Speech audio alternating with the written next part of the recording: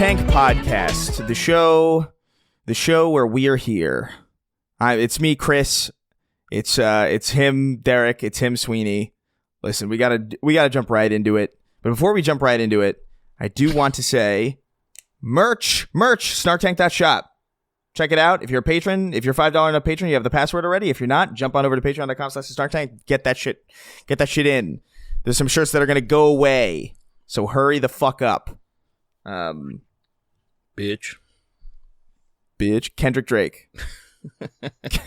Kendrick Drake. Woo, my man.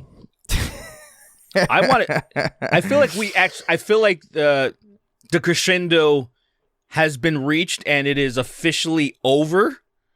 Yeah, I think it's done. Especially because people already speculated that it was over, but then I think that a feather was put in the cap when one of Drake's security guards got shot at his house. I think that kind of ended it. I was like, well, I guess it's over. There was a drive-by, and that kind of like, oh, now it would be irresponsible for Kendrick to drop another track. You know what I mean? So like, it's after. I think this shit is far from over. I think now we're just at a waiting period because now someone got shot, so it's gonna get worse. That's how it always happens. Well, I guess someone gets shot. Right. Like the fun part is over. Right. The fun part is over. Like when we can laugh at it, it's over. The bullshit is gonna continue from now on. Dude, from analyzing it and watching a bunch of people that, the people that like analyze hip hop, they've been salivating and actually kind of panicking because shit was coming out too fast. Like it was just people didn't even have time to process what was happening. Especially, which one was it? Drake. He dropped Family Matters, and then I think it was 20 minutes, or like it was less than an hour later. It was less than an hour later. For sure, less than an hour later. He dropped Meet the Grams. Yeah, and then just didn't even give people a chance to even process what just happened. Like I was listening to it when I was into it, Lily, and like I was just like, Lily was like, he dropped another one. I was like, huh? Like while we were on our vacation, I was just like, what? He dropped another song already? And it was such a mean song too. I think that is the meanest one. I think Meet the Grams is such a mean song. It's so ill-spirited. It's probably, if you were to look at like phrases in a dictionary, like out of pocket, it would just show Meet the Grams, because it's just like, come on, bro. Like, was that necessary? But then, doesn't it feel like it kind of is now because of Pusha T? What Pusha T did a few years back? When the story of Adidon, like, him bringing the beef to that level where it's like, I have to expose you for having this secret kid. And then people kind of expect shit like that. If I'm gonna be okay, so I just I'm just in different camps. I'm in two different camps right now. Yeah. Right, where I'm like, first and foremost, the Pusha T shit was embarrassing because it was over a bitch. It was straight up over a woman. Pusha T is a petty ass dude. Of course, it was over Drake fucking some bitch that he was fucking, and he revealed all that shit. And I'm like, Push, you're a great rapper, but you've been rapping about the same drug trade you haven't been doing for the last 20 years. He's an amazing rapper, but it's about drugs, and he hasn't sold drugs in so long.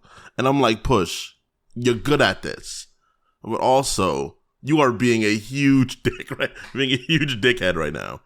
And Drake seemed to get out of that beef really unscathed for the most part. Like, he just got more clout for being a dad. You know? Yeah. You know what's the problem with all that shit? It's the problem with, like, being a deadbeat dad and being shit. Even, like, say, like, fast forward to the beef between Drake and Kendrick. The most flack that Kendrick got was like, oh, you were beating your girl. And it's like, unfortunately, in the hip-hop community specifically, they don't really care about that. Like, unfortunately, they don't give a fuck about women getting, like, really slapped the fuck up. They don't care. Really insane. It's pretty crazy. Well, no, I feel like people care, but like, no, they don't. This is a problem, right? This is a problem. No. I'm gonna be real. But even when Megan Thee Stallion got shot, right, by Tory Lanez, dog, and it wasn't. Look, for real, all the people that shit was crazy because people that shot Megan got shot, and then 50 was defending Tory Lanez, and I was just like, how are you defending? Because they I was don't like, how care. are you defending him? I was like, how are you, like, what is, that makes me sad because 50 is one of my favorite rappers of all time. I love 50 Cent. And I was but like, I mean, 50. he's a villain. He's 50's Oh a my villain. God, he's a killed villain. people. He's the reason people aren't here anymore. He's probably He's the one of reason the why few people people are not that here have anymore. actually killed people for sure. Chris, It's like 50 and then like Snoop. Like those are like the old like rappers we know that have actually like gotten down and really done confirmed it. kills. Like really done that. Apparently, Puffy actually did kill somebody too, but he doesn't really. I guess he doesn't really count because he was never respected in that lane of like, he was just like he's a mogul or whatever. But no, people respected Puffy. Well, they respected him for what he did, but not like you were alive. The old like when he was like, we ain't going. No, that era of him was a big. He was huge in that era. I'll say, look, Bad Boy was it was kind of like a revamping. It was kind of like a revival right around after that time. right after Biggie's death. Yeah, so that was a revival. Clearly ghost written shit. It was like, but it was clearly he didn't have anything to do with any of that, and like it worked for a while because even My Ass. Like he got Ben Stiller in the music video to being like he got fucking Travis Barker to play drums, like they're doing like some band shit in the garage. Like that was a great music video. Dave Navarro, he got all these people that to was get lit in that as shit. Fuck, dude. It was. This is awesome. But the thing that was weird, I always felt like, and we got to get back to the thing. I've always felt even him doing that, I still felt kind of, even though it was dope, I'm like, I still didn't believe him. You know what I mean? Like I still felt I don't trust like you. Like every time, I still don't trust you. You killed Biggie. I don't know how you did, but you did it. You killed Biggie. I just still didn't feel right about it for sure. And I mean, it's not like, and nobody's cool with him anymore. Like fucking anyone that was in that video wouldn't fuck with him. Like him, Black Rob's dead now. Never mind. But anyway, Chris, I want to ask you because I don't want to get too deep into that. We can talk about dating some other time. Did you catch all the tracks? Did you scope them out or like? Yeah. I scoped them out.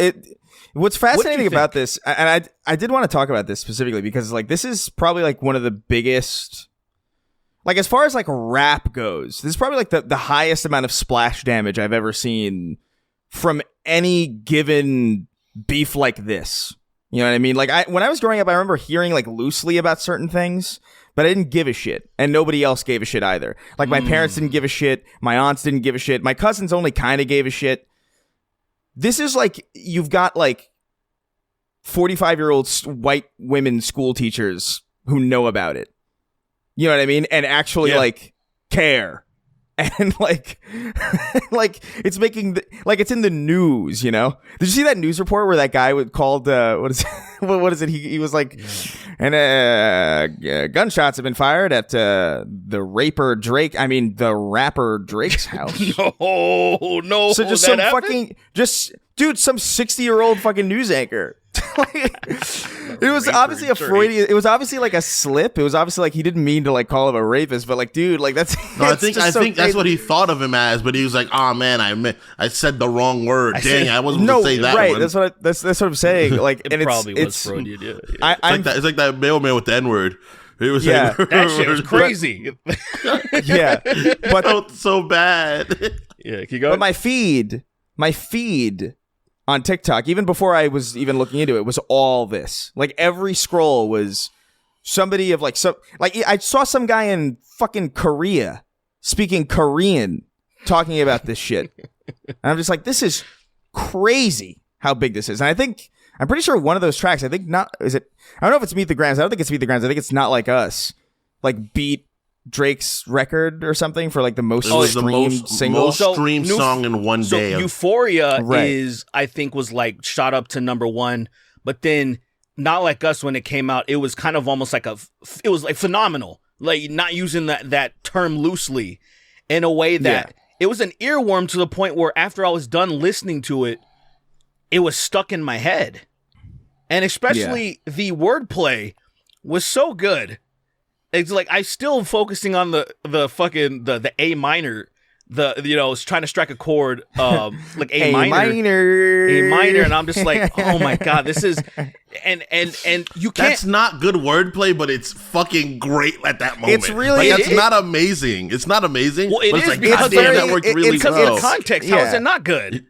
No, well, I the think context, it's like, it's that's what good. makes it Hold good. on, That's what makes it good. Wait. It's good, but it's also like that has been done before. Like I even think iDubbbz in his diss track when he was like doing dumb diss tracks used that exact, like it's a very like standard, like obviously A minor is going to be something you're going to mention for a pedophile musician. But like Drake's response to that was garbage.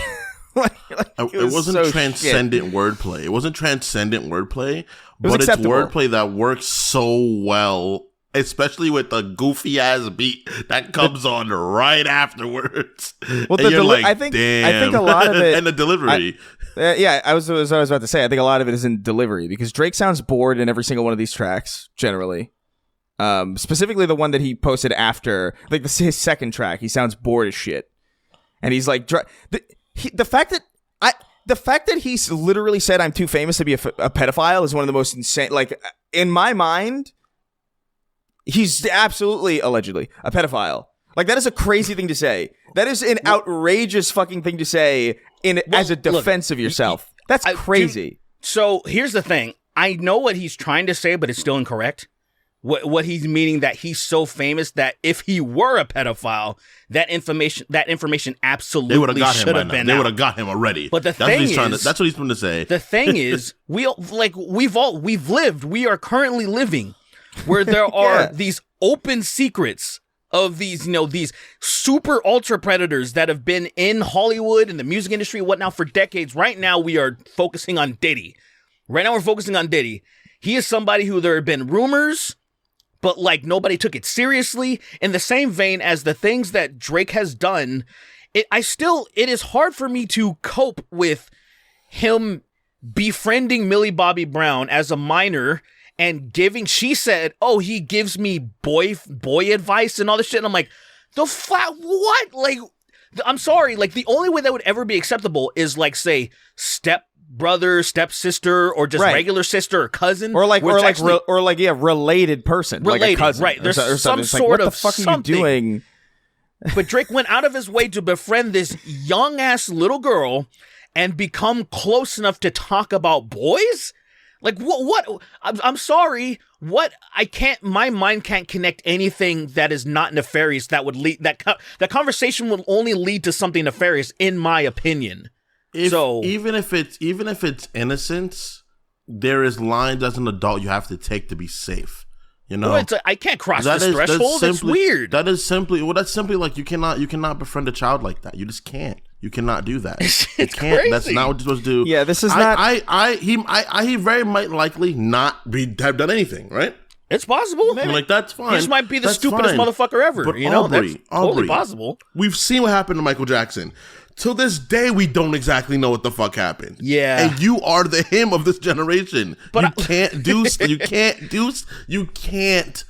This that. is not Back to the Future, where like it's just like, oh hey, this high school kid's hanging out with this like 50-year-old scientist, and no one cares. I think that'd be fine, low key. I'd be fine with that. Like that wouldn't strike too many alarms for me. You're like, oh, this guy's trying to transcend my kid, but also at the same time, I'm not a parent yet. You should not I don't have that mind. You should not. I don't want you to have kids, bro. I don't want you to have kids, man. He's with a scientist. He's learning. Dude, Doc Brown he's learning, clearly. Definitely a pervert. He's learning. All right. Doc Brown wanted him to go back into the past to like fuck his younger self. That was all he was really trying to do. Do you actually know what the original? Do you actually know what the original like version of that script is? Oh, so it wasn't that what I just said? No, do you know what what the real story is actually something? It sounds like something we would make up. What is it? Like the original story. And they never explained it because, like, once the script was picked up by Disney, they were like, we can't have that backstory. How are we going to explain this relationship? And then they were like, we're just not going to. They never explain why Doc and Marty are friends at all, because it's just established in the original script, and they couldn't figure out a way to make it make sense. But apparently, originally, Doc, and this is totally fucking real. This is verifiable. You can look this up. He was like a porn mule. Like, he was like selling porn. And like Marty was like his like mule or whatever. Like he would like sell it to kids in like in the school, like Playboys and stuff. Like it's actually I'm sorry, like what? I'm not kidding. This is a hilarious thing to lie about, but this is real. Yeah. In the original, I don't think you're lying because it's too structured. But like at the same time, that's fucking hilarious. It's like all those Disney fucking old tales of like it's just horrible shit. Where it's like dude, this is akin to that. Yeah, but I mean, if you think about that movie, really, like there's some stuff in the movie that's really questionable. Like yes. The fact that he like almost sleeps with his mom is all. Like the fact that that's already there is crazy. That's a huge time travel clause, which is really weird. It's really weird that almost everything time travel related has that in it. And it's like, why? No. Yeah, I mean, because there's a lot of away fucking from your freaks. mom. There's a lot of freaks, man. Stay away from your mom when you Think go about all back the in time. stepmom and stepsister porn and all that shit where they're like all, you know, like it's wild to me. It to me, growing up and having 4 stepsisters, it is a wild thing to see how popular it is because I did not have that inclination to want to fuck in your brain, that shit's really gross. That's why, because those are your sisters. That's for people that don't have step siblings. They don't. That's Yeah, people that don't have step siblings. Hopefully, and it's just like, I hope it's not like motherfucker. I don't think because also you met them when you were young. That is very true. When you meet them when you're older is a different thing. That's true. If I met my stepsisters when I was 17, I would have been like, oh, pussy. You know what I mean? Like, it wouldn't have like... They would have never been people. That's so they would wild. Never been people. But that is true. That's what happens, I am dude. a developed man that's been... Oh, not man, but you know what? I've been jacking off for years. I've been touching women for a few years at that point. And then if they just like came in and I'd be like, oh, shit. Like, it would... Are you telling me pussy lives at my house now? It lives at my house with me? For sure. I mean, for sure. There's no chance that, like... That's so fucking dehumanizing. I will accept them eventually, but probably the first year I'm going to be like, this is a porn scenario. This whores just show up to my house. You're going to go for it? You're going to go for it? You're going to get slapped up by your sisters? I'm going to get slapped up. My mom's going to beat the fuck out of me. She's going to beat the absolute fuck out of me. And they're going to kick you out. And you're going to get kicked out of the house. Yeah. For sure. Certified. Like everybody. But anyway, the fact that, dude, like these tracks are like super fucking. Hey Drake, they're really dude, really the way mean. that he's, the way that dude, there is footage of people. I think it was upstate New York. I can't remember where it was, but motherfuckers are just getting down to that song, and it's just like, and it's just everywhere. It's so funny. Like just listening. Well, first to of all, lyrics. it's not like us. It's a good Cali song. Well, it's good. Well, first of all, Not Like Us is just a good. That's actually like I have that on my playlist now because like this is like the rest of them. The rest of them, quite frankly. Well, I can do without them. Yeah. Like they're not great song. They're really good diss tracks. They're really good. Like, hey, I'm going to dismantle this person to like music. But I would never listen to like Meet the Grams on my fucking playlist or Family Matters. Like none of it is. But Not Like Us is like that's like a genuinely like catchy, enjoyable song to the point where it's like, yeah, this is going on the playlist easily. It's good. I've listened to it. Yeah, listened to it. I've definitely, out of all the other ones, I've listened to them maybe like twice just to absorb it, and then and then Not Like Us is actually. I've listened to it independent of that, just listening to it, and I used MK1. They called it the Def Jam pack, and which I thought, I was like, dude, this is crazy. And so of course I used Not Like Us on top of it. I was half not paying attention, and like there was actually a moment where it could have synced up perfectly, and I just wasn't paying attention because like. Right. I mean, step for step with my footage and the song, I was like, oh my God, if I would have just scooted this just a little bit, it would have synced up perfectly. And I was like, damn, missed opportunity. But the reason I didn't go forward with it is because of the fucking shooting. Because I was going to post it on a reel and I was gonna post it everywhere. Right. And just try to like get it out there. But it kind of killed the vibe for me where I was like, man, like now seeing Kendrick murdering Drake over and over, it just seems kind of less appropriate because of somebody maybe trying to actually kill Drake, which is so stupid, man. Like, yeah, that shit's ridiculous. it's getting a little out of pocket. But I do want to bring up, since we've been talking a lot, but we haven't really dived into like, okay, so what's happening here, right, is that you have an accusation that he's well, among other things, that he's like sheltering like pedophiles in his organization or whatever and all that stuff, and that people close to him are trying to get him or whatever. But he's like hiding an 11-year-old daughter, and then Drake's like, Lamau, I fed you that information. Lamau, Kendrick, you took the bait. Do you believe that? Not at all. Not necessarily. I don't believe it either. Why I don't believe it? Why I don't believe it is because everybody knows this. Everybody knows if you're gonna play 4D chess, you gotta have a paper trail. Everybody knows this, right? Otherwise, your claims are completely null and void. You like completely. So at the point when he was on, because immediately Drake took to Instagram because he's obsessed with it. He took to Instagram, posted some stories saying like, lol, somebody let me know where this 11-year-old is, lol, lol, lol. Like, and it's like, no, that would have been the perfect opportunity to be like, here's the receipts of us feeding him this information or planting the information for him to take the bait. Be like, and it's like, bro, obviously now you're just, he's damage controlling. He's clearly, dude, the hard part. Go ahead. And well, I'm just saying, like, I've had that thought whenever I'm like posting something that I know is like, if I'm posting something that's like a joke or like something that I know is like full of like bullshit, I've never had to bother with it, but I've literally recorded me posting it saying like, let's see how many people fall for this. Like just for like you want to way have that, less, just in case, for way less, just in case. So the idea that you would be like, yeah, I got a fake 11-year-old daughter, and Kendrick took the bait. It's like, but like immediately after the track drops, he's like, if you can prove that I have an 11-year-old daughter, I'll work for you. What are you talking about? And then also in his song, he's like, the people who gave you that information were clowns. Didn't you just say you get? Drake is not a good writer. He didn't say that. He said that whoever believed that is a clown. Nonetheless, it's still stupid. He very likely just has a child. He very likely either he has a child and he's hiding it, which is granted no one's fucking business. At the end of the day, really, it's really no one's business. You know, like even when the whole Adidon thing happened, I was like, people were like, oh, he drew his kid, and I was like, that's his child. He doesn't have to reveal his child to the world, right? It's these if the kid is being taken care of, at least it's being taken care of.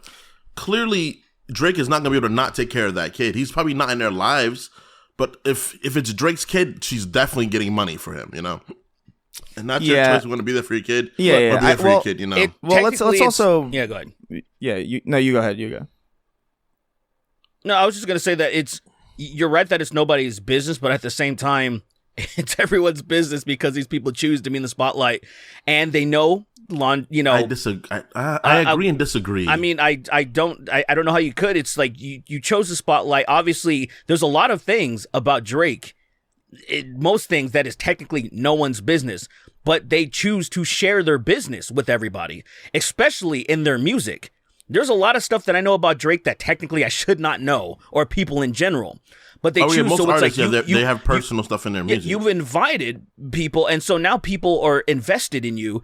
And some people want to know if you're a decent person or not. Meaning, it doesn't matter. You don't have to reveal your kids. But what they're saying is, are you hiding them because of shame? Like, say, what was going on with Adonis, where technically it seemed like he was hiding it because of who his mom was. Where clearly Drake, made a mistake or was trapped or whichever happened. It played out in a way that he didn't want it. And people see that as, that's fucked up. Like, own it. Right. And so in a way that they're saying, are you hiding the 11-year-old daughter in the same vein as Adonis? Or are you just keeping it private? Because if you're just keeping it private, obviously there's nothing nefarious or shameful about that. Because I know there's a lot of YouTubers where I don't know anything about their fucking lives, right? I don't know a goddamn thing. Shit, I just found out recently that fucking Meat Canyon posted on his story that there's a fucking farm or something. I didn't know that. And the guy's like chickens and all this other crazy shit. And I'm like, whoa, a little glimpse into his life. But, I wouldn't have known anything. So I'm like, I don't know anything about this nigga, really. I'm just saying as an example. I exist in both fields where I'm like, yeah, you invite people into your life, right? But if you want private, that's where, like, and it's weird because that's where that argument comes. It's like, what do you get? When becoming a famous person, you kind of have to give up your ability to retain your true privacy. 100%. Right? That's it. Which is true. But at the same time, if I don't want to post something about my kid, right? And my kid comes out, I have a kid, it's like, I have a kid, whatever. That's it. That's how just to take things. Yeah, you still have no obligation to post anything, but you shouldn't be mad when people are going to give you shit. It comes with the territory. It's the thing, like, it's even with, like, say, really famous celebrities that get really upset about paparazzi. And the thing is, I'm like, how much is your privacy worth to you? You like, say, there are people who are like, oops, I hate this, never mind, and then they fuck off. And then all of a sudden the paparazzi doesn't give a shit about them anymore. And that's I disagree. I think paparazzi's invasive nature is a little different because they are truly invasive. Yeah, like, it's bad. You don't get it. I don't like the paparazzi, but you are also inviting that shit to happen if you want that level of fame. That's just, you have the knowledge that this is going to happen to me, and I have a choice to either reach that level or to kick back, because a lot of people, even D-list celebrities, make tens of millions of dollars. And they're not chased by the paparazzi because they don't care about them in that light. Drake chose this life. He wanted to be the biggest artist. You know, he's still trailing behind Taylor Swift, which pisses him off. But the thing is, he's right there, and that comes with all the baggage. And it's like, to be mad Taylor, at that. Really? Yeah. Overall, as an artist, still behind Taylor? Yeah. Taylor Swift fucking moves like the economy in countries in a way that Drake never could. Like yes, yeah, because true, Drake, people's Drake GDP is increases. No. I understand that Taylor Swift is very popular, but particularly in America, she's unbelievably popular. No, and around then probably the world, rest of the world, she is popular. When she goes, but I know that globally, I thought globally Drake was a big artist. I can be Globally, wrong. Drake is no. Drake was the biggest artist from one sec. Like, I know this by fact. Drake was the biggest artist from 2015 to 2020. 5 years straight. And then over COVID, the biggest artist was Bad Bunny for 3 years. And then Taylor's big again now. Right now to be again. Well, the thing about it, Drake is like, Drake is a black guy, so that's all of China kind of cut off to him. Because they hate.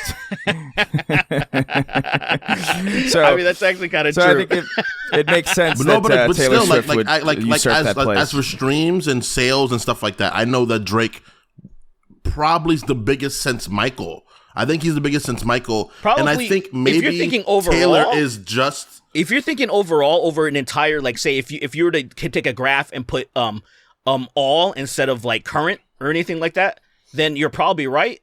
But at the same time, I feel like Taylor Swift would have been much bigger if she didn't have her label issues, if she didn't have her master issues. So, like, with the whole re-recording this Taylor era shit, where now that just kind of even makes things a little fucky with her numbers, where she wants people to listen to the new Taylor version of songs than the old shit that she doesn't own. Worse versions. It now makes everything kind of fucky in a way that I feel like if she was just, you know, hit the ground running the entire time, she probably would be even. It's kind of scary to think of how crazy she might have even been. Yeah. So that last album, that last album that she, all right. Oh, bro, that last album that she had was terrible. So I've seen Taylor Swift, Swifties. I've seen some Swifties even be like, "Yeah, we'll take the L on this one." I was like, "That's crazy." That says something, because those people are fucking insane. And to see some of them bad, be like, oh, you know how bad that record has to be for those people to admit it? Like, that's next level. That's truly next level. But yeah, that's crazy. I don't know. I will say it is kind of, and I've always thought about this, right? I think I figured it out finally.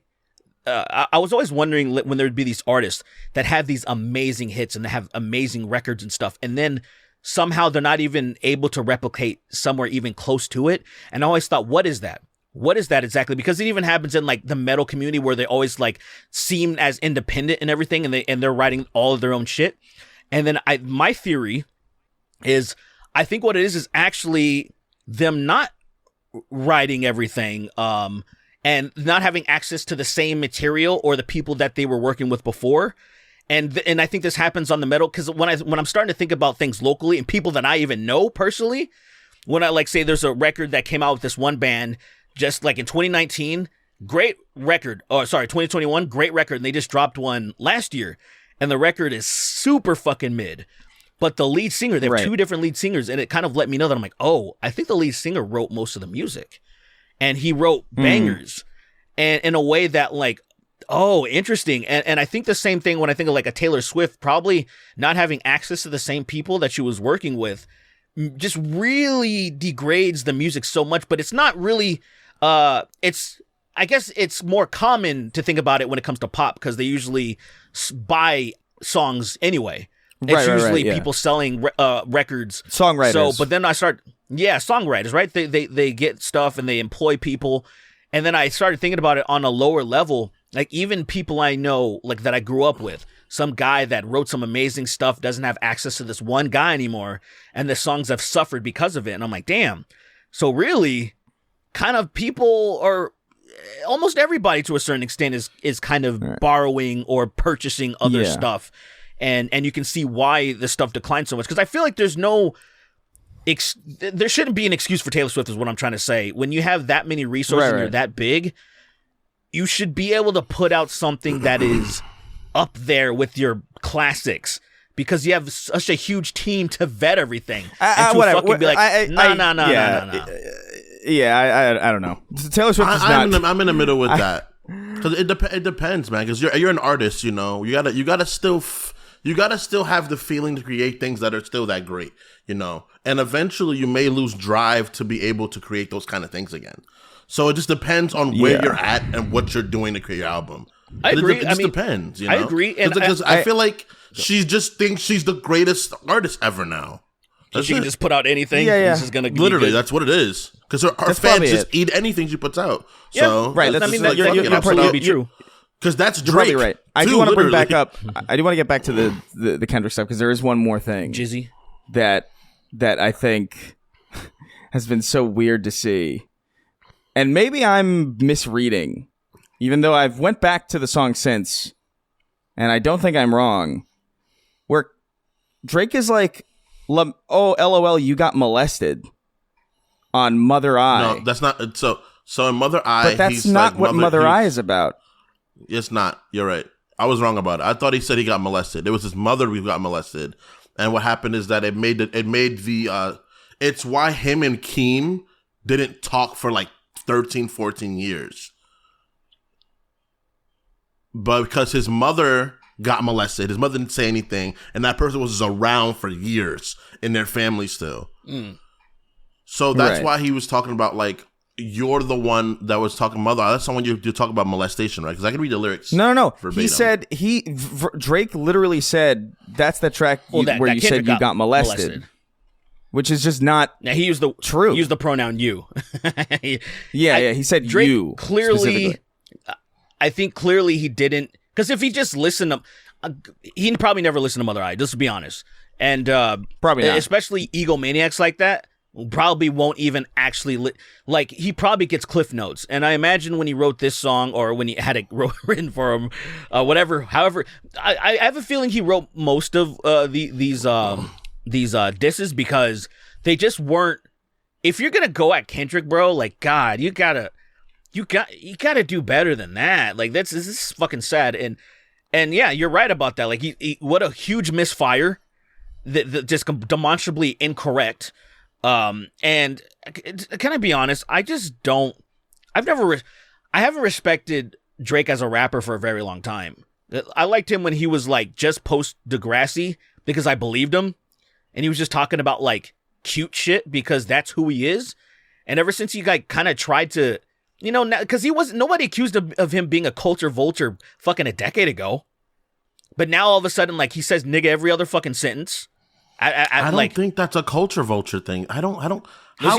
Here's the thing: you grow up, you have some albums, you get with Young Money, you have a certain vibe and a certain way that you were making records, and then fast forward, you know, you have your beard growing out all the time. You put out this persona that you're fucking hard. You start saying nigga this, nigga that. Like, all of a sudden, it starts. I'm like, what's going on with this guy? Like, he's not. I think I disagree about the cultural thing to an extent, right? He made a dance album. That's weird, well, right? Like, respond to what I just said. That's weird. But him saying nigga, what's wrong with him saying nigga? Like, what is wrong with that? It's like you're not listening to what I just said. Because he grows a beard, right? He grows a beard. Right. That's fine. I'm saying he comes to America. How he started off because versus he said where nigga he ended in his up. early music, too. In Successful's mixtape, he said nigga a bunch. No, he did say, no. I was singing with again, Trey you're not Songz. listening to me. I said every other. He says it so much now That is not. But that is what's not. wrong? But what's wrong with that though? Like, what is so wrong with him saying nigga so often? Like, let's just put it this way. In the way that, say, how there's some crazy ass celebrities that just adopt accents out of nowhere, is that not weird to you? If somebody was speaking in a way, it's in the same. If that is not a regular thing that you use in your dialect, and then all of a sudden you adopt it, it's weird how you changed. Is a weird thing. And so you have to ask the question, why is he doing this? So I think of it like this, right? He went from living in Canada, where he was obviously one of the only people that was black at all in his experience, right? Then he went and he signed with Young Money, where they are some of the most niggified niggas ever. He started hanging out with Wayne for years. That became his mentor. That's the person that taught him a lot about the rap business and the way he would literally like present himself. So obviously him changing to adopt the more black American style would happen. That would just happen naturally. No. It would. It literally would. As an artist, as someone who is now that's a involved chameleon, with dude. That kind of group of people. That's not a chameleon. That's somebody just finding who. I feel like you're giving him. I don't know why you're giving him. I don't think it's that weird. So look, you would think it's weird if he wasn't white, for example.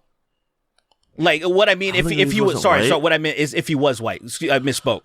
If you would think it's weird if he was white. So meaning, let's say that fucking piece of shit awful rapper Tom McDonald. He's from Canada. He moves to and he starts hanging out in Atlanta, and all of a sudden he starts switching code. All of a sudden, now maybe he's not saying nigga because he might get his head busted in, but you know what I mean. Like all of a sudden he starts kind of adopting this type of vibe where people would be like, what's going on with you, man? You didn't grow up like this. This is weird that all of a sudden you have this sort of vibe. First and foremost, I feel like Drake, doesn't say nigga. He raps and says the word nigga in his raps.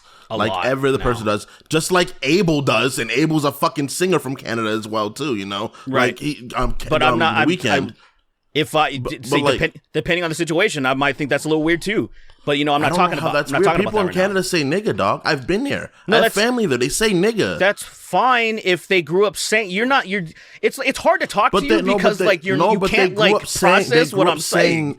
But Derek, they already grew up saying nigga. That word isn't exclusive to us in America. That was never the argument. We're talking about Drake, sir. He didn't grow up saying that shit like that. Why do you know? How do you know that? Because we know him from Degrassi. We don't know. There is documented evidence in his music, sir.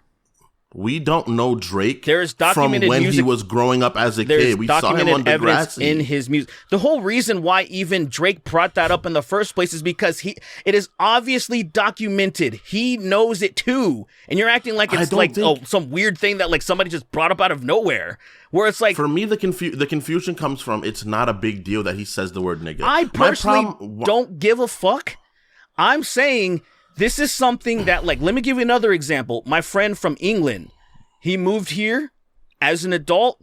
All these years later, still sounds British as fuck, living around a bunch of Armenians and stuff, and his family that were in Glendale. He did not adopt this Armenian culture and start sounding Armenian and using Armenian slang, because he already developed all of his slang and his dialect and everything in England. And what I'm saying is, there are people that do this. They do start adapting other cultures, but it doesn't happen. More than often, people are just going to be the same where they are. Like, you're not going to change how you sound and how you talk depending on where you grew up. I'm not going to all of a sudden, when I started living in LA, I'm going to start sounding like I'm some nigga from LA and that live there all the time. I'm still going to sound like me. And when you see people kind of start to take on that thing, you feel like, oh, this dude doesn't really have an identity of his own, or he doesn't really like how he grew up, and now he's trying to take on the culture of this and XYZ. And a lot of people see that as being a little bit weird. They see it as inauthentic. They just see it as like... I think it's a little strange. He's a bit older. But at the same time, as the people he was around, the things he was doing, I understand why he started changing his appearance, He went for a more likable, more mainstream Black American appearance, the one that women were going to fawn over. If and things somebody... like that. And that's fine. I think that's fine. And don't most people think that's weird. Like, oh, you're being fake, you're not being real? I don't think that's that fake. I don't think it's the craziest thing ever. All right. I mean, look, I'm not gonna. I can't break through with you. Like, it's like you have your stance. That's fine. Like, that's totally cool. I just think that, like, when I see people do shit like that, if somebody was trying to like say, you know, we call them posers in other communities, where somebody's like, oh, I want to get in with the metal scene, and all of a sudden they just have like Metallica shirts and Megadeth shirts. They don't even give a fuck about that stuff, really. You know, they're starting because to what? Because what if you genuinely enjoy the culture you adapt to? Like people that move to other places and they learn different languages and they adapt to other culture. There's nothing wrong with that, right? And you can, and there's nothing wrong with appreciating culture. But then there's a difference where people call it appropriation. That's the whole thing we're talking about. Where it's like, but he's not taking it and saying it's his. He's just adapting to a culture that's different from his. He's not saying it's his. What do you mean? It's no. You don't have to say it, bro. You don't. Appropriation's not saying it's yours. It's just. I mean, it's acting as if it was yours the whole time. That's how you appropriate culture. No, that's not. I think appropriation is fine.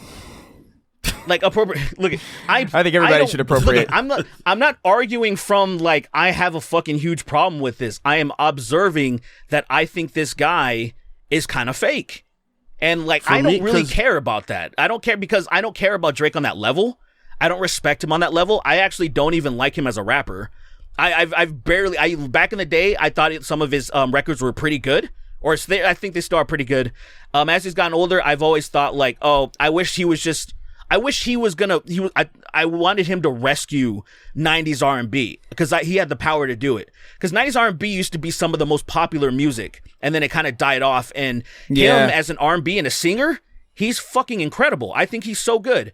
I think obviously The Weeknd's doing that shit.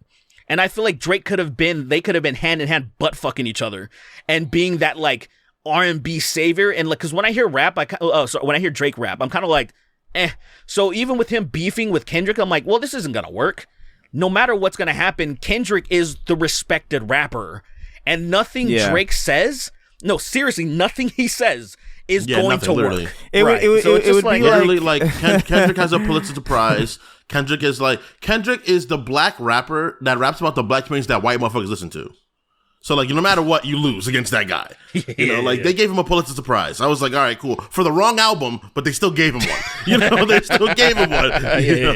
For the wrong album. What did they give it to him for? They gave it him for Damn, which is crazy because he made Butterfly before that. And I'm like, I don't know how they did that, but I was like, all right, I guess. To be fair, Damn was bigger. Like it was a bigger album. Damn was bigger, but it was nowhere near as revered. Like no, not even in the same. I understand. Ecosystem. I agree. I'm just saying, it's like I don't know. It's sometimes these are the things that happen. Sometimes an actor will get like their Oscar almost like delayed for like a movie that they really shouldn't have gotten it for because they should have gotten it a year prior and it was just up against other things. It happens too with like oh my god. Leo. Yeah, the Reverend. The Reverend. Well, him getting he didn't fucked get by it for a bear? Gilbert Grape. He got it for Revenant. Him getting fucked by a bear got him an Oscar? Come on, bro. Yeah, a bear molested him for 6.5 hours in IMAX, and he got an Oscar for it. And it's just like, that's insane. That's such a wild fucking so reason to get an Oscar. Bro. It's almost like Al Capone. It's almost like Al Capone getting got for like, not the worst shit. Oh, the tax evasion. But like in reverse. It's like, okay, well, yeah, okay. All right. That's fine, as long as he gets it, That made me cry. But that was yeah, you're right. Yeah. I don't know. I will say this is the first time I've ever listened to a Drake song on purpose. This whole situation was like, guess I'll listen to. Look, I used to like Drake. I used to like Drake a lot. I used to like be a really big fan of Drake. I think what's the song Over? I think in my opinion, that era of Drake that's where I want to remember him, where he was a cocky young guy. And everything he was saying, I believed him. Now where he's at now, and I understand he's way older. I think we're like around the same age or something. But the way that he talks, I think he's the same age as you. Yeah, something like that. The same age. And the way that he talks now, like I have a hard time.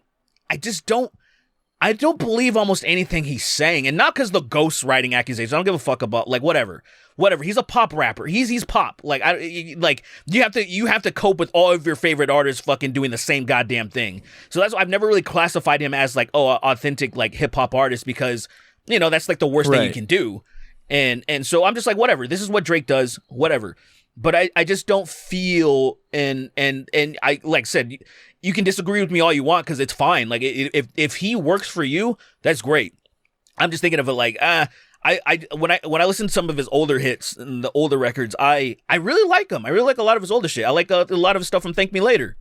I just believed him. It felt real. I agree. Yeah. I think he's just been. I think as an artist, he's been especially lazy. Yeah. For the last like 7-8 years, I think he's been extremely lazy in what he's been putting out. I think that 2015, the year I moved here, the 2016, the year I moved here, he made an album with Future. The album was very good.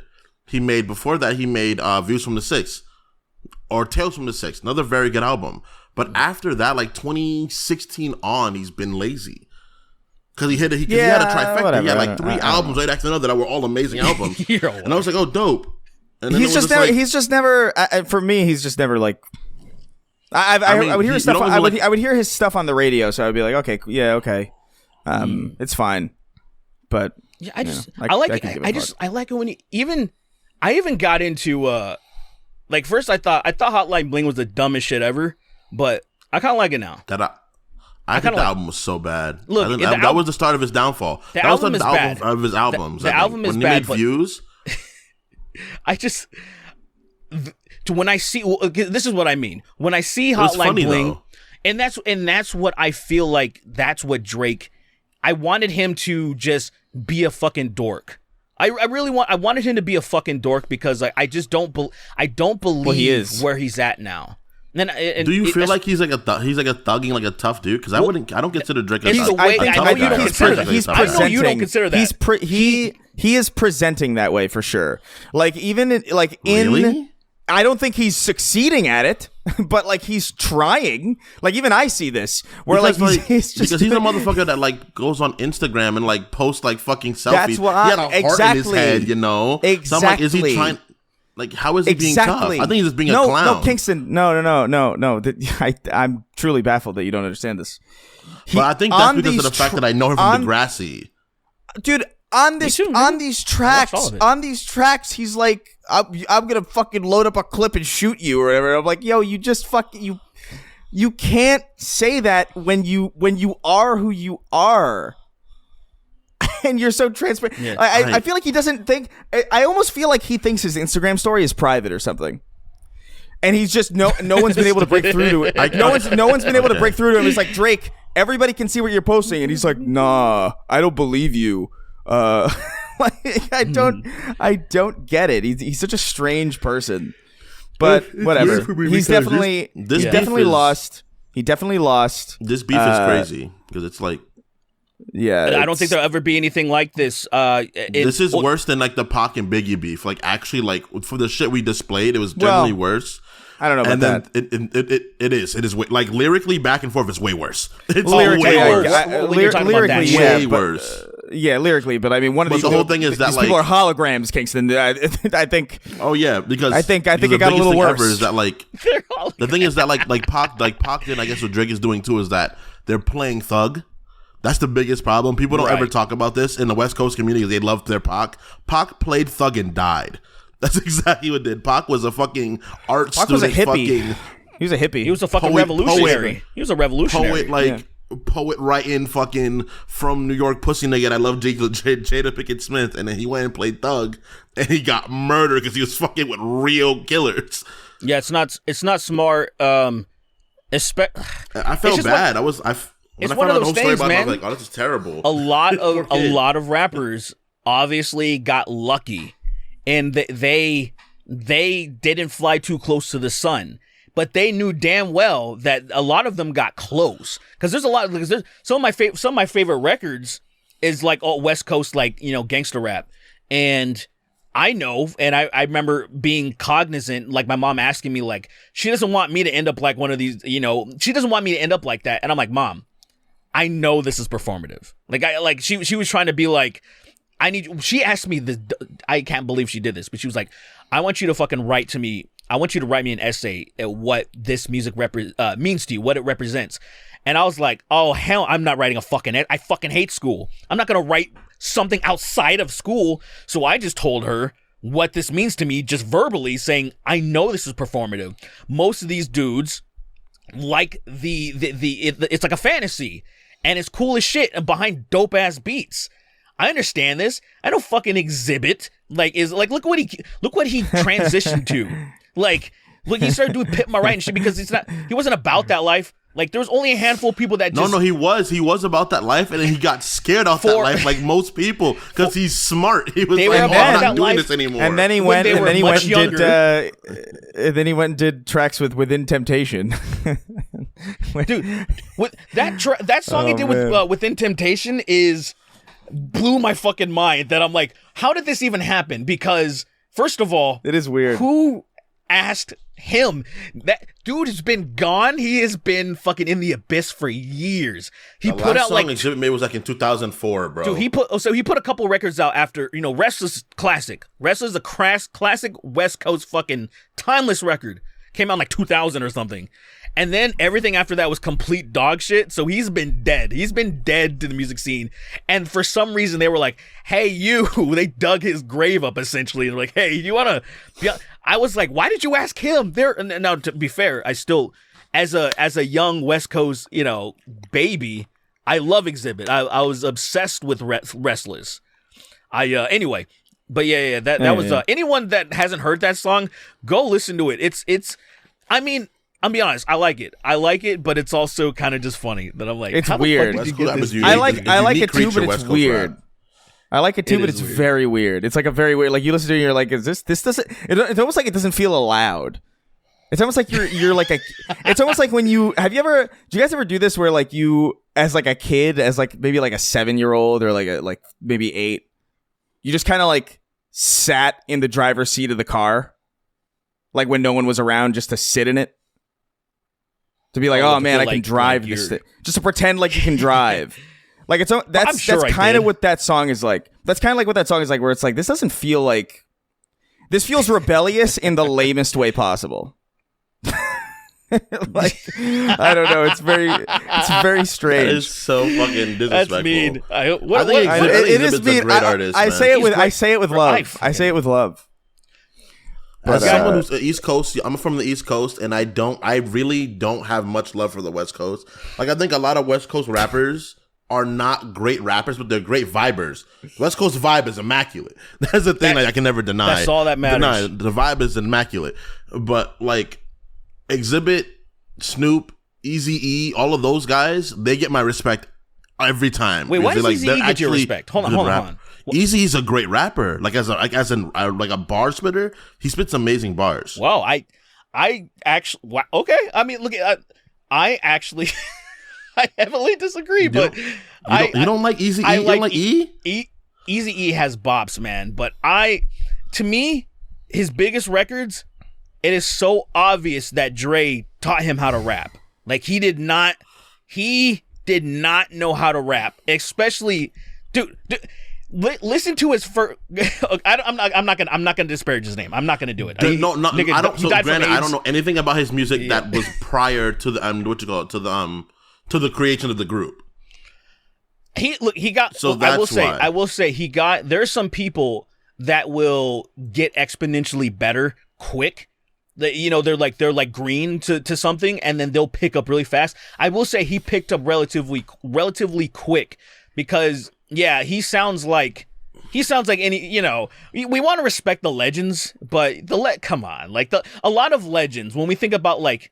There's only a handful of legends, like maybe Rakim, where I'm Cube, like... I don't think Cube is a great rapper, bro. I know people get mad at me when I say that. I think he sounds cool. Cube has some good songs. I think he sounds cool like as Good fuck. Day, I think Good Day is one of the best songs ever made in hip-hop. He's got a great voice. He's not a good rapper, though. He's got a great voice. That's what he has. He's not a great rapper. That's true. He's got a great fucking voice. When you hear like, you can do it, get your back into like, I can do it, but like his voice just sounds commanding. Click, click, boom, we be banging on these backs. Like he sounds fucking awesome.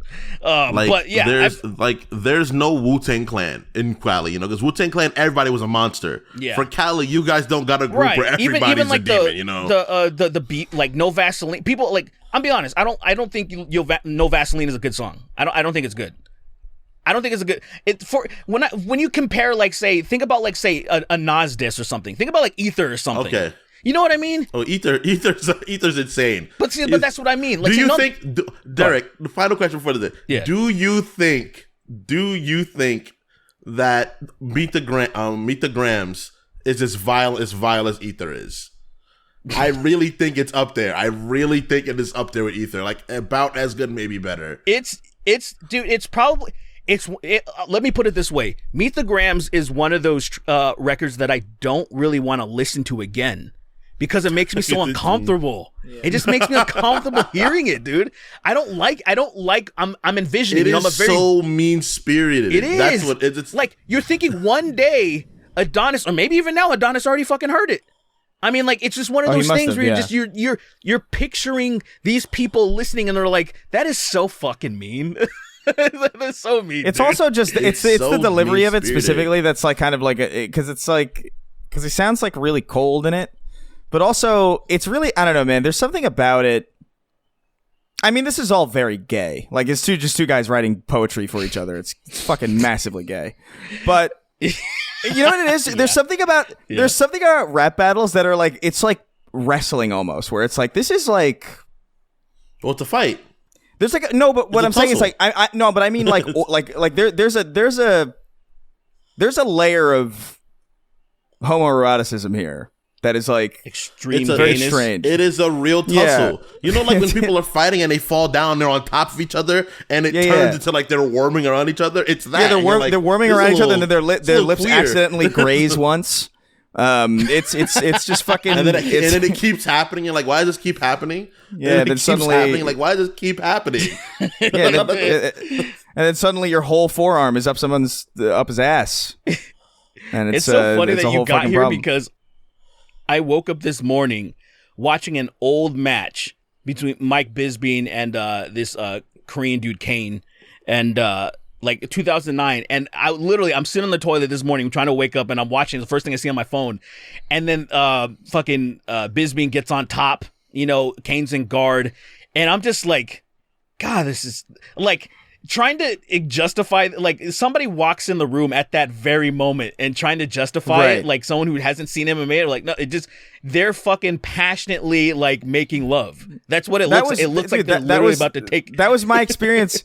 That was my experience with wrestling, where it's like I saw no wrestling until I was like maybe like 11, like or maybe 12 even, and so I saw it the first time. I was like, this is fucking gay.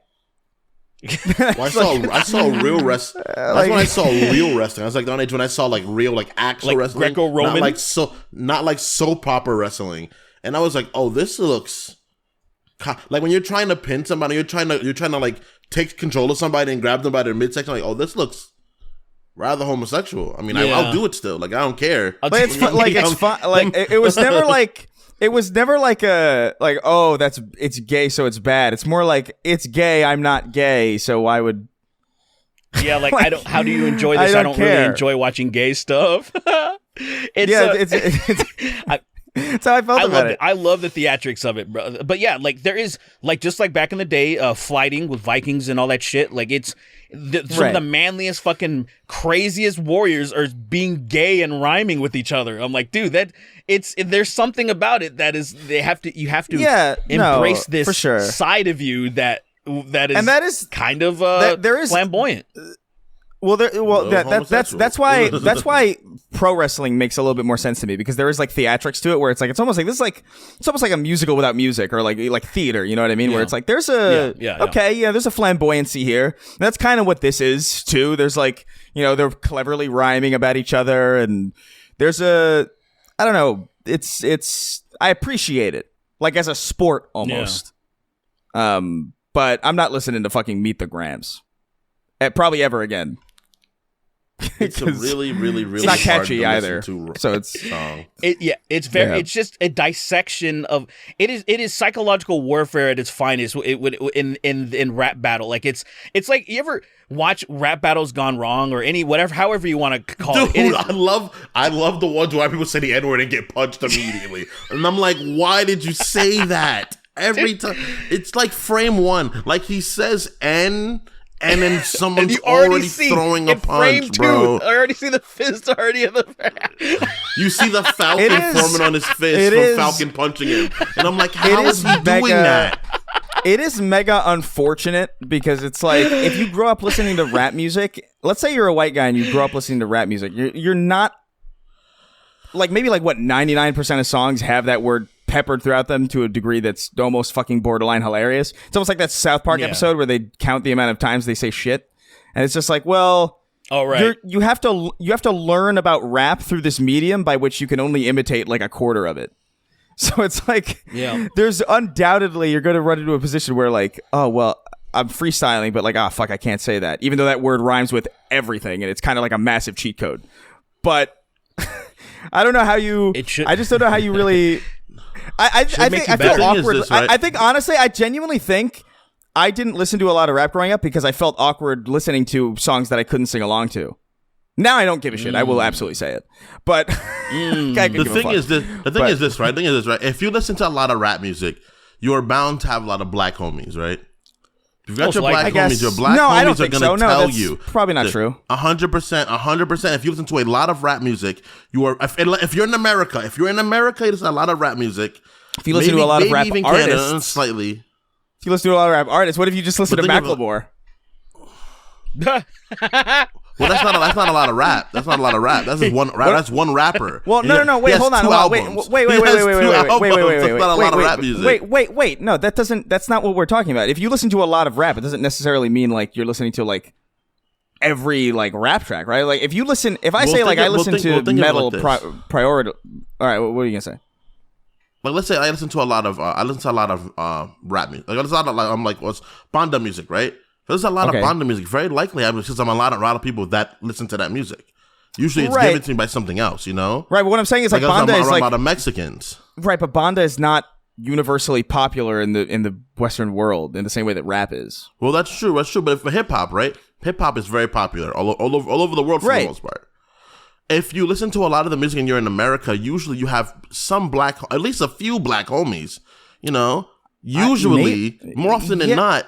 Yeah, I mean, probably. I don't homies disagree. Are gonna be like, yo, don't say that. Like, that's it. That's how you have homies. Your homies will be like, yo, you can say that around me. If you go around other people, that's what like either you got bad black friends. If you don't know to not say that around people, because any homie of mine, I'd be like, hey Chris, you can say that around me all you want. If we go to Compton for some reason and you're throwing that word around, bro, some people might react differently. Don't do that. I care about you enough to tell you not to do that. Yeah, I know. That's what happens.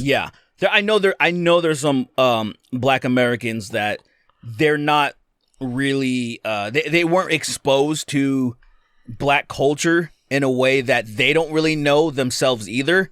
I've met people like that where, say for me, since where I grew up, my connection really was music. Like if without hip hop, I wouldn't necessarily know a lot or how like certain things. So if I had one of my white or Mexican friends come with me to LA or something. And if I wasn't really just kind of privy to that shit, because I didn't have that many examples because it was bone fucking dry.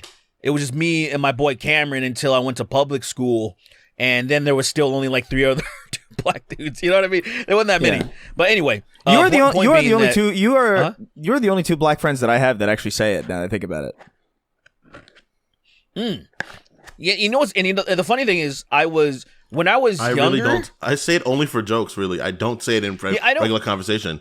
It's really bad. It's actually way worse. Yes, you do. I heard. I don't say it in regular conversation. Okay. You know what's funny? I've definitely said it to make a joke. I don't, like, if I'm talking to Lillian, I don't say that word around the house. If I'm listening, when I rap music, you say ER. You say ER to Lillian. When I rap songs, I don't say nigga because I didn't say it growing up. Actually, I was like not allowed to say the word of mouse at all. Oh, that would lead to me getting like screamed at. Like, right, I wouldn't be able to say that to my mom either. But me, the funny thing is like because I talk about music, but me incorporating nigga every once in a while is comedians are solely responsible. Black comedians growing up, literally, black, that actually is what formed my vocabulary enough to where it slips out every once in a while, and like every once in a while you'll hear me say it and it's because of just that shit. That's the way that they would talk, and sometimes you it's hear funny. Well, the thing really about it is that it is like the soft A in particular. It is just funny. Like it's a funny word to throw in to like if there's an insult. Word. We know it's not good. No. It's not just funny because it's a bad word. I think that really is it. No. There's something about it. It's the two G's because in the middle. That's it. That's it. No. It has nothing to do with it. I think it is, man. No. I really don't think so. I think ostensibly it does, technically, because like that's the only reason why it's even worth paying attention to. But I do think that there's a scientific reason. There's like comedy science behind why that word is so funny. The double G is always powerful. Double G is always double G vowel is always powerful. Right. That word followed by what is way funnier than fuck what or like bitch what or like any other curse that you could possibly throw in there to replace it. It is so fucking perfect to the point where like I've seen tweets with like 100,000 like some ridiculous like amount of engagement. It's like 2 million likes or whatever just because the word's in there. If the word wasn't in there, no one would give a shit. But it enhances everything. It is so fun. I think the two double G words, the biggest cheat code for like a joke. The two double G words together are crazy. Like the F word, the N word together is I think that's the funniest thing to say to somebody ever. Just like this is such an insane phrase. The F word's too long, is the thing, and that's there's a science there. It's one more letter. Right, but like one more letter is like all the difference when you're talking about like what's funny. I think the F word. I think the N word is funny. I think the hard R is funnier than the A. 100% duh. Because it's just a worse word to say. 100%. Well, for that reason, I guess. Yeah, like just for like, shock value. Yeah. The F word is still the funniest word. It's pure shock. It's pure shock value. The phonetic F is so powerful because you can draw an F out so long and then pop it on somebody. Yeah. But there's also the shock value. The shock value of the hard R is like it's really more about like if Uncle Ben called Peter Parker that. Like while he was dying. Like that's hilarious. That is objectively funnier than if he just said soft A or whatever. But like the idea of somebody dying and screaming that is anyway, funny to look, me. we gotta like you kill a boss and like you kill Sigma in Mega Man X and he screams it as he falls apart. Like that's hilarious. That's hilarious. Like that would be worth it, man.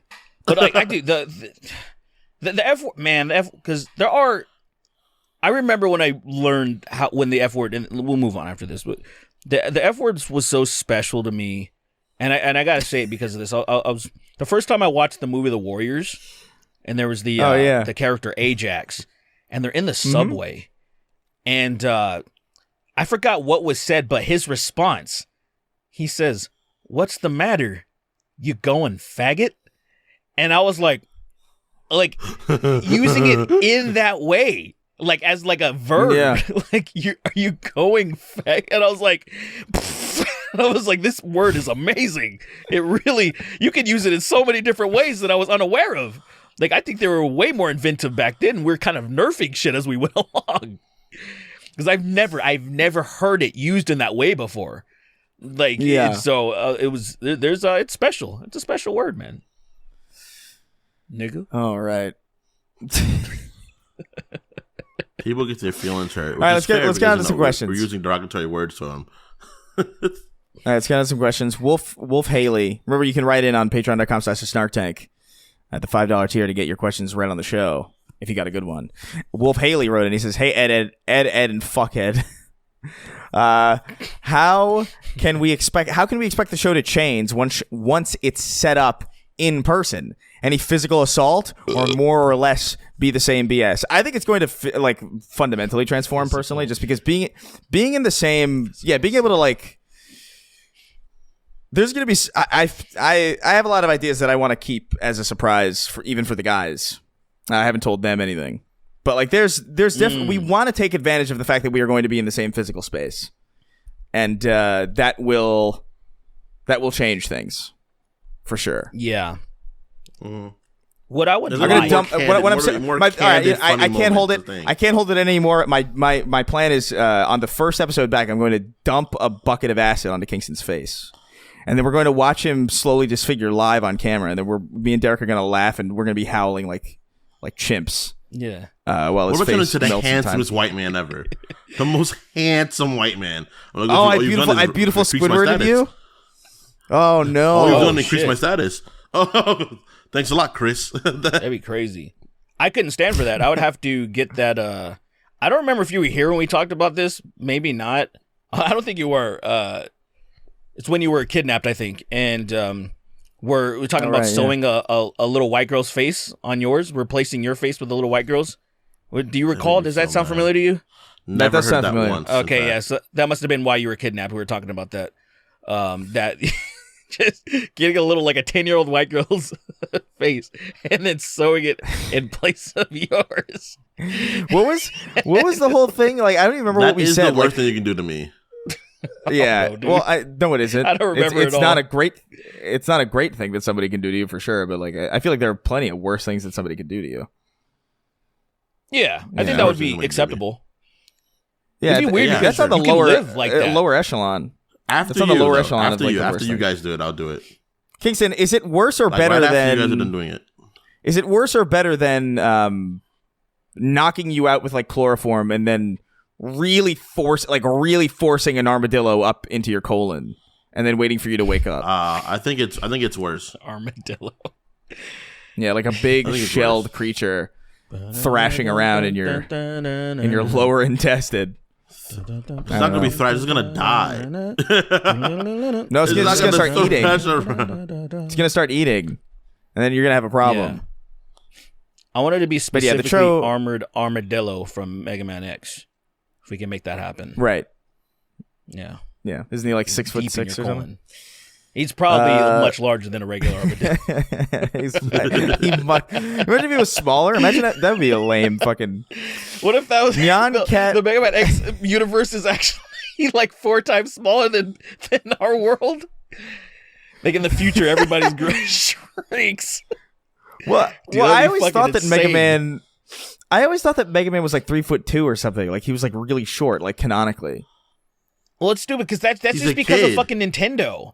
Like Nintendo He's a and their little kid. sprites, how they always drew things, how they always had the sprites, and then versus how they actually were when you got like the booklets. You got the booklets. Oh and yeah, you when see- he's like like they're fucking tall. Dude, Mega Man's tall as shit, especially X. X is fucking like he looks like he's 7 foot tall. He looks How like it. tall- I don't know X how is he actually 7 is. feet tall. No, he looks How like tall it. I don't is know how Mega tall he is. Man? He's like 5 feet tall. It's like 5 feet. So tall. I'm looking at Mega Man's height according to the character profile on Wiki, which is we don't know.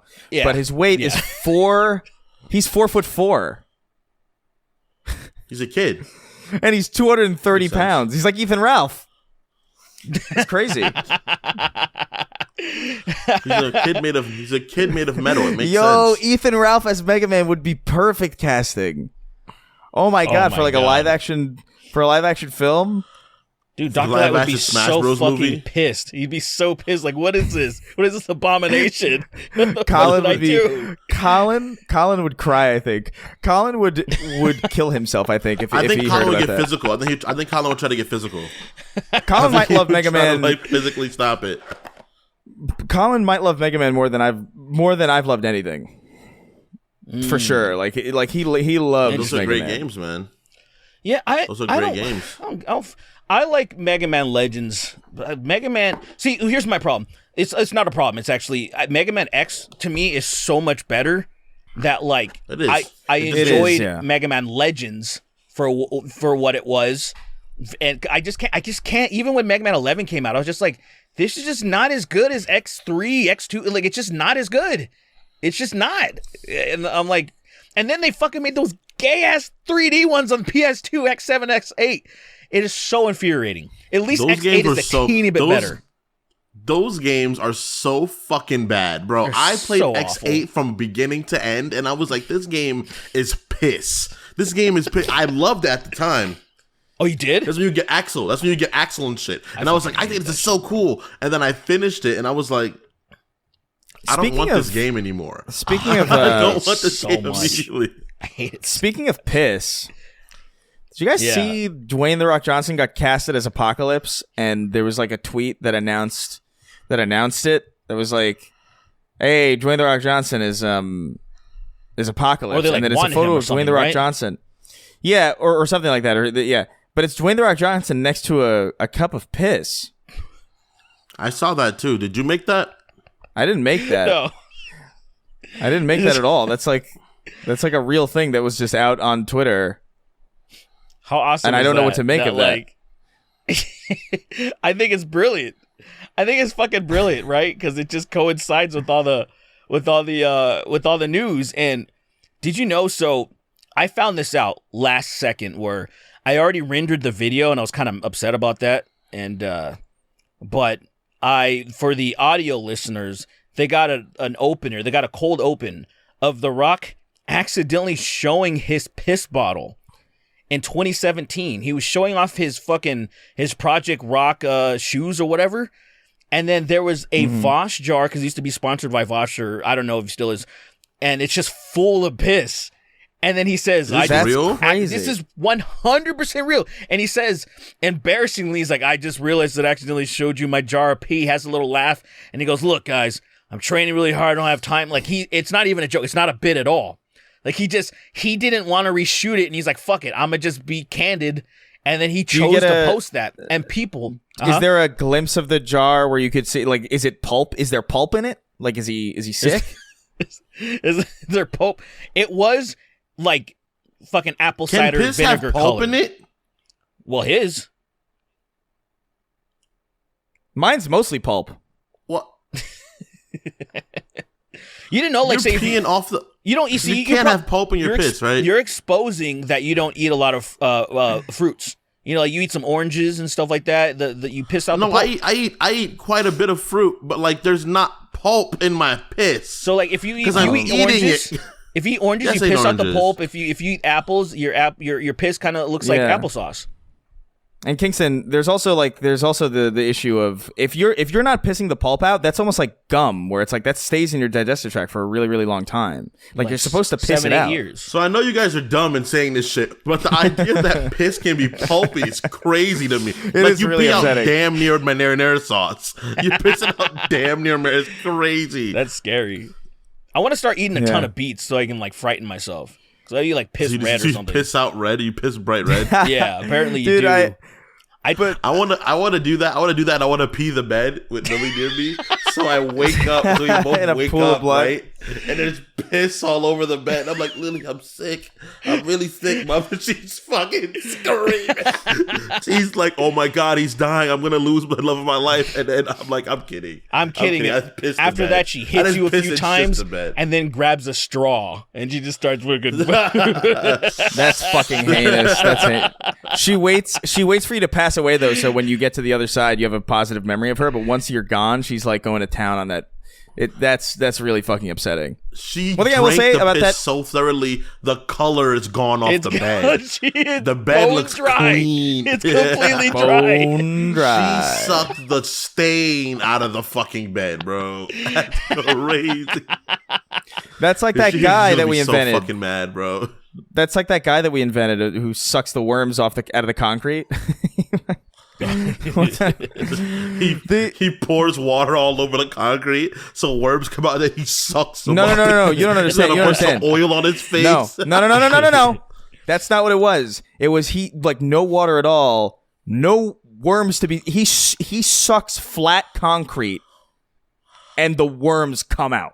Like he sucks the worms through the concrete into his own fucking really mouth. Impressive. And that. It is fucking incredible. He's on Ripley's Believe It or... His fucking gullet. His gullet. Ripley's Believe It or Not.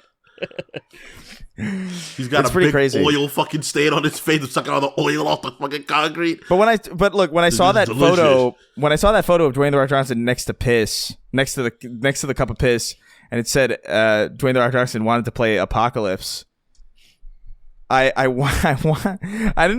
I didn't tweet it out because I felt like it just wouldn't land well, but like I felt like I wanted to tweet out. It's like that's a terrible character design for Apocalypse. Because normally they have like a picture of the actor next to the character they're playing, and for whatever reason it was a jar of piss, and I was like that does not look like Apocalypse at all. You know what's gonna make me mad? The MCU is gonna forget to make so Apocalypse has this one thing, right? There's one character he has. That's amazing. He has the best one-liners ever. He says some like prophetic like Hebrew like fucking Hebrew shaman. He's like, In the end, they're all weak. But I am Apocalypse, the strongest. I like that line. I like that line at the end of his first comic run, where he says, "I just pulled a really long hair out of my ass, and boy is it long." And he shows his asshole too. And he shows his asshole. He shows his bare asshole, his purple Egyptian asshole. I am not a mutant. Mutants do not have big purple assholes. And then he just bends over and shows his asshole is actually eclipses his butt cheeks. It's like it's weird. Yeah, it looks like one of those little climbing holes at like Chuck E. Cheese. It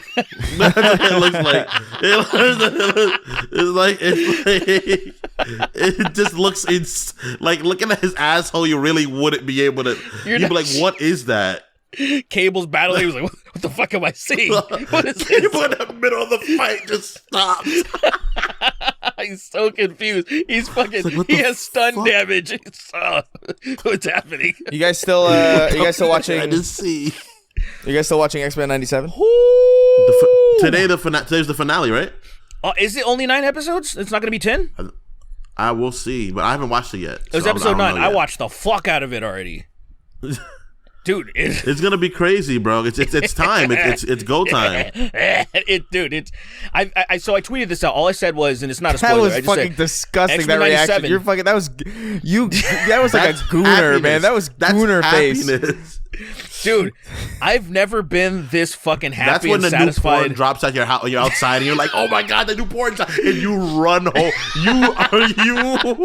You are shopping. You leave your shopping cart, get in your car, and drive home to beat your dick. That's crazy. Because when you fight on the way home, you're already getting naked. Just taking your clothes off. Yo, you're undressing. You're undressing as you drive.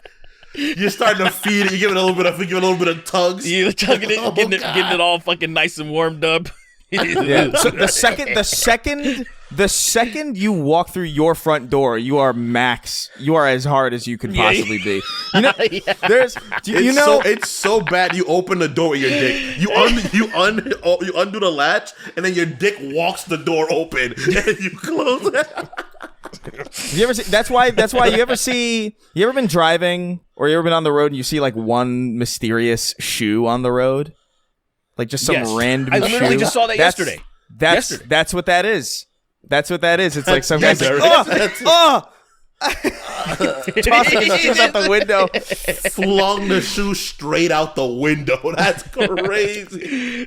Can you imagine if we lived in a world, or can you imagine if we ever lived in a world, not even just us, but just like humanity, where there like porn was almost like video games or movies, where like there would be like a midnight release for like a new porn, and people would line up for it and get a physical copy and then run home to fucking jerk off, and then people would call in. Dude, people would call out for work the next day. 14, dude. Yeah, at 14 years old, because me and my friends pulled together. We got a browser subscription. We got a gift card. We got a browser subscription, and it was pretty much like every time something dropped, it'd be one like, "Yo, new pre-ride just dropped." We put it in a group chat, and we would in a group chat. That is go so dead weird for like half an hour. That's and crazy. Then like, "Yo, it was crazy." Dog, horny young boys are disgusting. I think that group chat is still on his phone. Actually, no, I'd have to recover it, but I think that I have to recover because it was so many years ago. But that shit was that was goonery. That was pre-goonery. Yeah, that is what crushed our fucking. Imagine the idea of my grandma coming down to the basement and I've crusted it over with cum. It's just and fucking. She walks in. There's dripping. There's audible dripping. It's a like fucking loud. ice rink at this point. It's just fucking. That's heinous. a cave. It's a cave. Yeah. It's a cave with fucking guano fucking everywhere. It's just bad shit all over the fucking place. It's like, what is this? What is this? There's stalactites. There's stalactites and stalagmites of like semen. That's really upsetting. I don't. There's just cum-covered bats. There's pure white bats because they're just covered in cum and they fly overhead. Bats. I have to say, I've never been caught.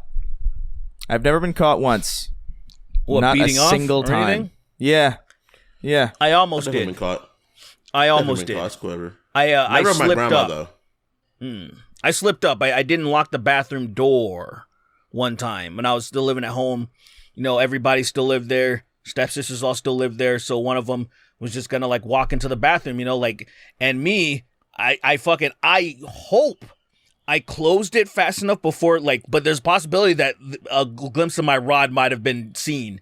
And I was like, fuck. You know, so like, I don't know to this day because obviously I'm not going to ask them about it. I'm not going to be like, oh, you see my dick? I'm sorry. You know, like it just, either one of them accidentally saw my fucking, either one of them saw my dickhead or they didn't. And it was like, I'm not sure. And to this day, I don't know. Did you see my that? You're not going to ask. You just shuffle over. Yo, do you see my dick? Guys, what is this headline? What is this headline? What? What is this headline? RFK Jr. says doctors found a dead worm in his brain. What is that? Yes, dude. Is that real? That retweet? Apparently, is that real? He said it. Apparently, he said it himself. I don't know if it's real, but apparently he said it, which I believe it.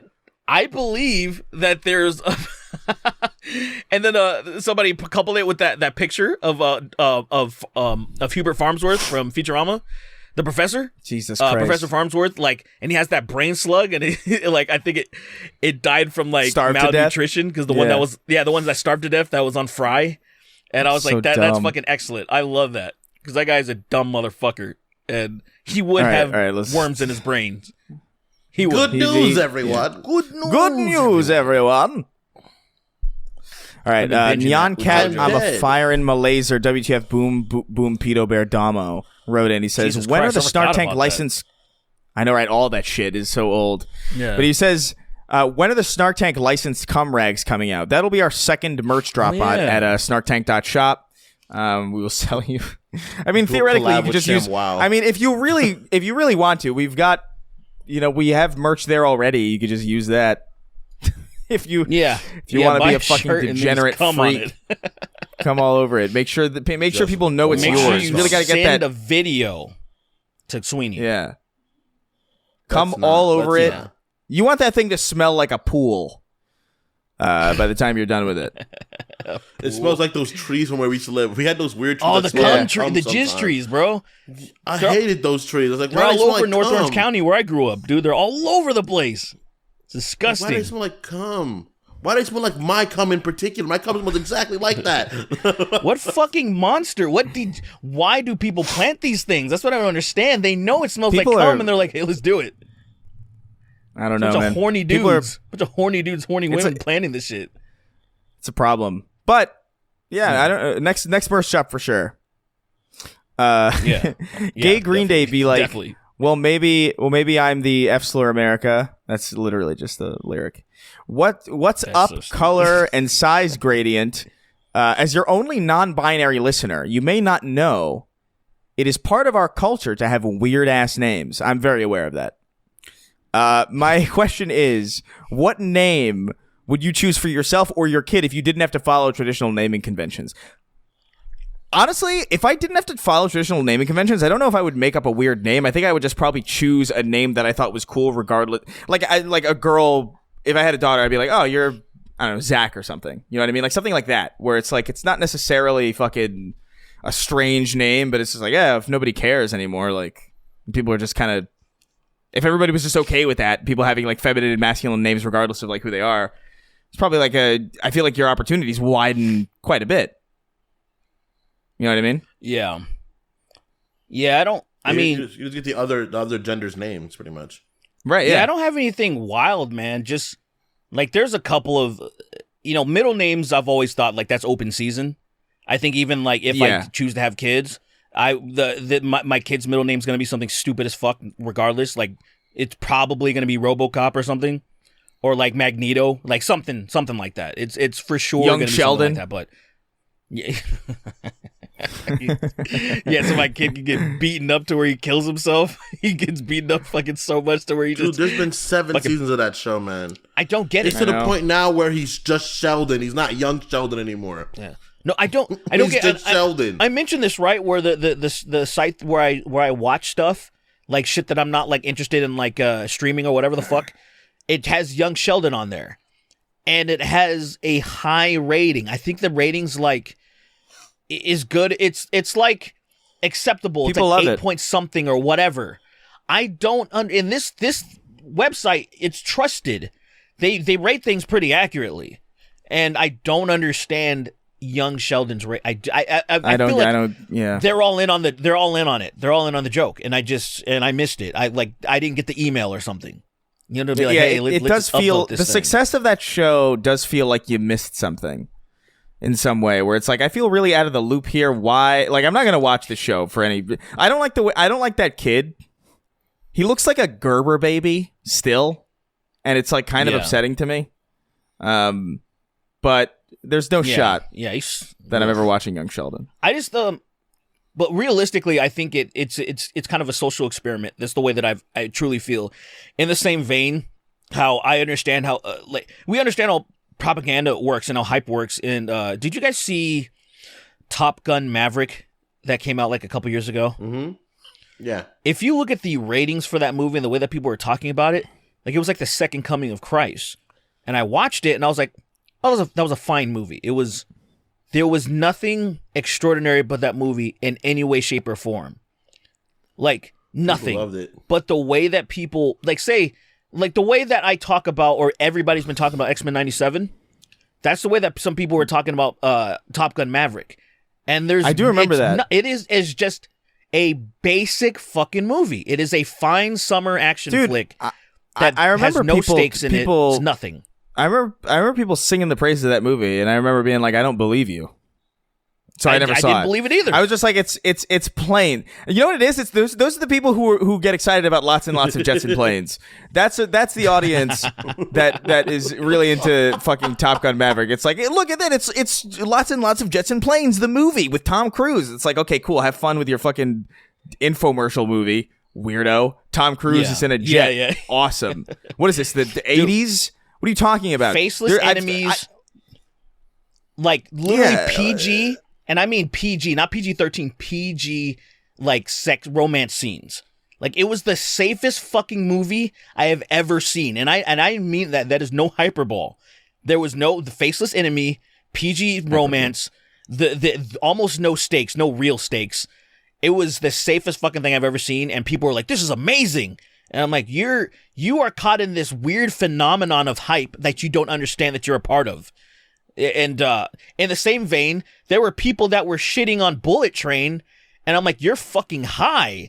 That movie's amazing. Yeah, that's crazy. People Bullet didn't Train was so fucking fun. I was flashbanged by the fact that people didn't like that movie. Yeah, I was like, what? This is a great film. And that was around the same time. It was around the same time because we, Jojo and we saw Bullet Train. We saw Maverick later in the theater, like when it was almost like out off the theater. But we were just like, dude, there is something happening in time and space time that shouldn't happen. That's what it felt like. There is a reversal that took place, and we don't understand how. But maybe a scientist will be able to crack the code in some way. It has to do with fucking dark matter or something, because it didn't make sense. I was like, Bullet Train was a lot of fun, man. Bullet Train was awesome. All the action scenes, great. It's such a fun comedic as fuck, dude. It's a fun movie. It's exactly too. Oh my god, dude! It is exactly the kind of. I loved it. It is exactly the kind of dumb, fun action movie that like I've been waiting for a long time. Where it's just like it's not connected to some existing like massive IP, or maybe it is. Maybe Bullet Train's a fucking graphic novel. I don't fucking know. I doubt it. No. Oh, it's a graphic novel. Yeah. Oh, is it really? It is actually. No, it's not a graphic. It's not graphic. Sorry, not graphic novel, but it's a novel. Oh, it's a book. Oh, really? Yeah, 100%. It's a book. Yeah. Oh, I didn't know. I don't know. That's sick though. It was like a fucking good. It was just so much fun to watch, and it's not serious. It's not like a serious movie. It doesn't take itself super seriously. Not at all. But like, god damn, it's so fun.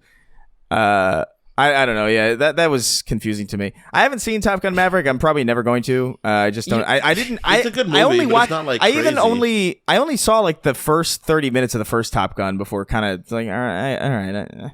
I don't care really. I just watched the volleyball lots and scene. Lots of jets and planes. Yeah. Lots and lots of jets and planes. Dude, no, Top Gun is barely a good. It's barely a good movie. I'm sorry.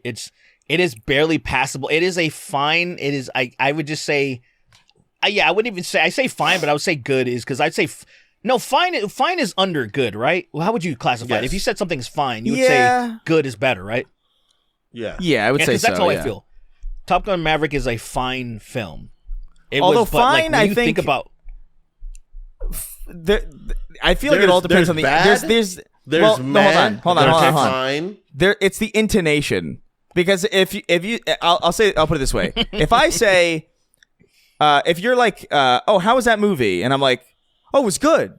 Then you're like, oh, it's a good movie. And then if somebody asks you the same question and it's like, it was good, that means it's fine. 100%. I think 100%. 100. Yeah. Way to my booty hole, bent, coming right. I love how people so adamantly think Top Gun's a gay movie. I love people so adamantly. It's because of the fucking volleyball scene. The volleyball scene is the gayest fucking thing ever. The only thing as close as gay is Rocky 3. When fucking Rocky and Apollo are celebrating after, I think Rocky finally beats him, and when they're racing on the beach, and I think Rocky finally beats him, and they're like hugging, and like it's so gay. But I think the volleyball scene in Top Gun is gay. I don't think it's gay at all. I think they're just two boys, two buds having a good they're time. Fucking like, I may be misremembering, but I feel like they're oiled up and shit. I may be misremembering. They're sweaty, and they hug each other, and they're like, it's not. It's because the Top Gun scene of the Bible scene, that shit is questionable for sure. For sure, it's questionable. But for for Rocky and Apollo, when he finally outruns Apollo, they just hug and they're like holding shoulder to shoulder. They're not like lifting each other up and like licking each other's fucking pecs and shit like that. If they were shirtless, then I think we would see this in a completely different light. But they weren't. Maybe. There was that deleted scene. There was that deleted scene in Top Gun where where Tom Cruise sucks the plane's dick.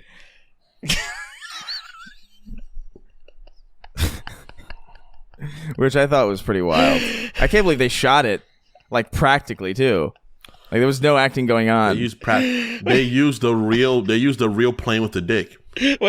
Yeah, they got a real plane with a dick and they made him suck it. Like an average, like a 6-incher, like a 6-inch. It's a normal. It's a completely normal penis, and he's just going to town on it. Like he's fondling its plane balls. Fuck out of it. He's sucking the fuck out of it, dude. Speaking of dicks, Pussy Boy wanted beef after Galactic Acquisition wrote in. He says, "What's up, retina-infected imp, oversized imp, and horny imp? What would happen if one day you woke up and your dick just fell off? Like, just fell off, and now you have to get a new dick at Dicks R Us or something. Would you change your dick or just go back to the same one?" So I guess the question is, I'd probably just stick with the same. I'm going to stick with what I know. I don't need anything. I really want a dick that writhes like you guys have seen Resident Evil 5, right? Play the game, right? You know how Albert Wesker's arm on the final ball at the end of the game, how his dick just like writhes with the tentacles on it? I want my penis to do that when it gets real hard. It's to writhe with like fucking like little critters moving through it. Scare the fuck out of a bitch, bro. Yeah. Scare the shit out of somebody. That would do it. That would mortify someone. That would do it.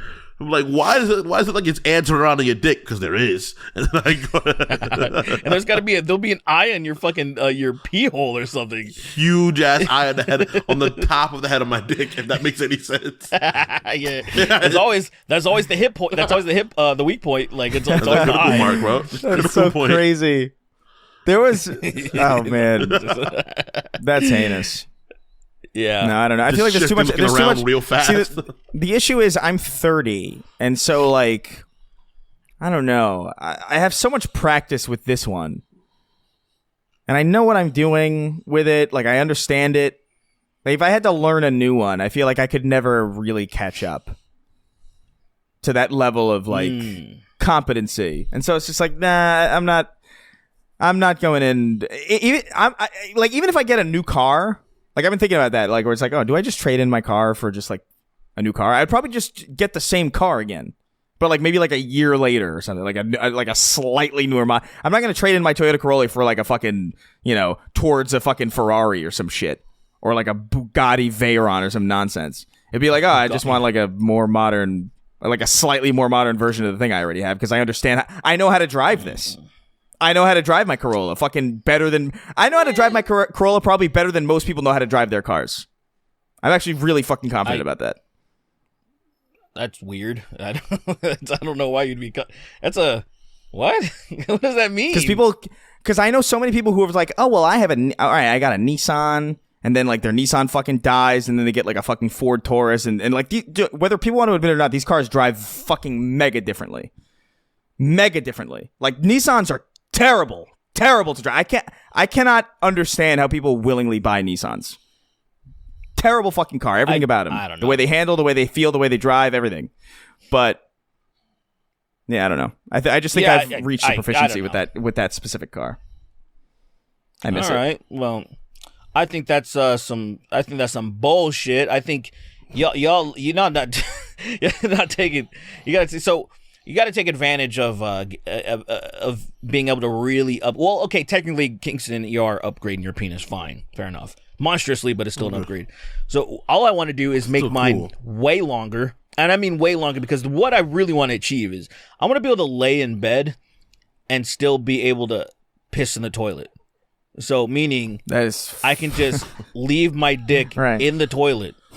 Oh my god! You're gonna leave your dick on the edge of the toilet. You leave it on the edge of the toilet, and what you do is you put the head just beyond the place where the clamp would be, so it doesn't hurt the head. It's just pretty much on the. It's just on a little bit of the shaft. Fucking shaft. And then you just pee in a toilet, and you wake up and you're like, imagine how fucking amazing that is. You're just rolling back up.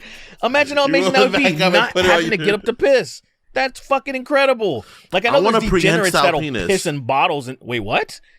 I want a prehensile one too, like a tail, like a monkey's tail or a cat's tail. Okay, fair enough. I can start getting foolish with it. I understand. I think I get that. Yeah, there's just like the idea somebody's talking to me and I slap it with my cock real fast, and they're like, "What just happened?" Like, I don't know. Yeah, I want like a cheetah. I want like a thick cheetah fucking cock. And then, like, I can like, run and swerve. I can, like, cut like, corners. Like, dude, I would be the best running back in fucking history of the NFL. Like, you just fucking cut corners. You will be able to juke anything. Well, would they allow, if you actually had would they allow you to, it's kind of like, say, people were kind of questioning if Michael Phelps should be able to swim because he's kind of born with like webbed feet or something, and his frame and everything was built for that type of event. And it's that's like, so stupid. Is that borderline like, if you're straight up born that way, you should be able to do it because you're just born. I agree, but it's also. But if you like do fucking CRISPR technology to make your kid a fucking that's a little damn near fucking Triton. Isn't that like from pretty D&D? much what they did with Ming Yao? Like he was like. They bred the fuck out of him to be like 7'5" or whatever in China. Like they like literally but that's and he broke down so quickly because of it. Like he had such a short NBA career because the Chinese engineering, bro. Good old Chinese engineering, bro. They built things literally up quick, but then they fall apart instantly. He was literally just a fucking toothpick, man. That's so crazy. But the whole Michael Phelps swimming and not being able to because he's like uniquely almost designed for it. I feel like that's not an argument as to why he shouldn't swim. I feel like it's an argument as to why he's probably the only person who should. They should just get other people who like. Why is nobody else like this? Like if nobody else is like this, then I'm sorry, you don't belong in the water nearly as much as Michael Phelps. Why are you going to lock this guy out of the thing that he's uniquely perfect to do? That's insane. You guys should get the fuck out. Oh, I gotta shave. I gotta shave everything. Yeah, get the fuck out of there. You gotta oil yourself up just so you can swim at a reasonable fucking speed. Get the fuck out of here. Pussy ass bitch. Pussy lame-o fucking dumb bitch. I wonder how much that really helps though. Like what, cutting the hair off your body? Probably nothing major, but like, every minor advantage. I know they like, it's a thing of, it's in the same vein as when people are weighing in, like they're cutting weight for like combat sports. Yeah. And they'll shave their head. Like, they not like motherfuckers, like some people have like locks. I've seen that before. They have locks. I'm like, that's a significant amount of weight. But like, motherfuckers will just cut off I'm like, You just come on, dude. It's anything that avoid that fine, bro. Because you get fined if you don't meet your weight. You can get fined. Yeah, you lose like in you can get fined heavily in boxing. You lose 20% of your purse in like MMA usually. The thing is, if you put that hair on a scale, it will not show up at any metric. That's what annoys me. That's what annoys me. Obviously, but anything to make that way. Like, I think weight cutting is horrible. I think the way that some of those athletes look when they get off that weighing thing and they're like about to fall down, and then they gotta fight in a day. They're close to horrible. Death. It is. It's like it looks terrible. Yeah. It's I'm super against that shit. I was gonna say I had to do the opposite. You should be able to manage a weight. You had to do the opposite for the Creator Clash. It was so fucking terrible. That is funny. You don't see that very often. No, yeah, it is all really fucking terrible. Stuff. It is sincerely horrible because it's just like, man, because he cut like William Haynes, the guy I fought, he cut like a lot, like an insane amount. Like he was sleeping in the fucking the plastic bag thing. Yeah, and then I was just constantly eating. And so it's just like, man, I feel so sluggish because I can't stop eating ever. It's fucking horrible. It's true. William was thinner than he normally is. Because normally he's not that thin. He was cut. He was more cut than usual, but he was thinner than he usually is. And because he lost all that weight. He had to fucking but it just lose all the weight around your muscles. Those extreme weight cuts. On 2 weeks fucking and notice. And that's the thing, though, why it was even more unfair for Chris, technically, because it's when you do weight cutting that close, right? That is, you are the vast majority, like 80%, maybe even more, of just water weight. And so then you rehydrate in a way that the only disadvantage is arguably, like they say scientifically, that you are not able to absorb as much punishment with your head rattling around because you lose liquid that cushions your brain, like the fat substance that cushions your brain. That is an argument. But when you're on the amateur level like that, that doesn't matter. Like, most people aren't getting smoked. So there's just the size advantage. And so that's arguably, even though it must have been really shitty for him to cut weight like that, it's still, when it comes fight night, he retains most of his size. So there's that advantage where you're naturally smaller in a way that you weren't cutting at all. So it's like, what a mismatch. I couldn't afford to cut. I get it. Yeah, I mean, whatever. Like you know?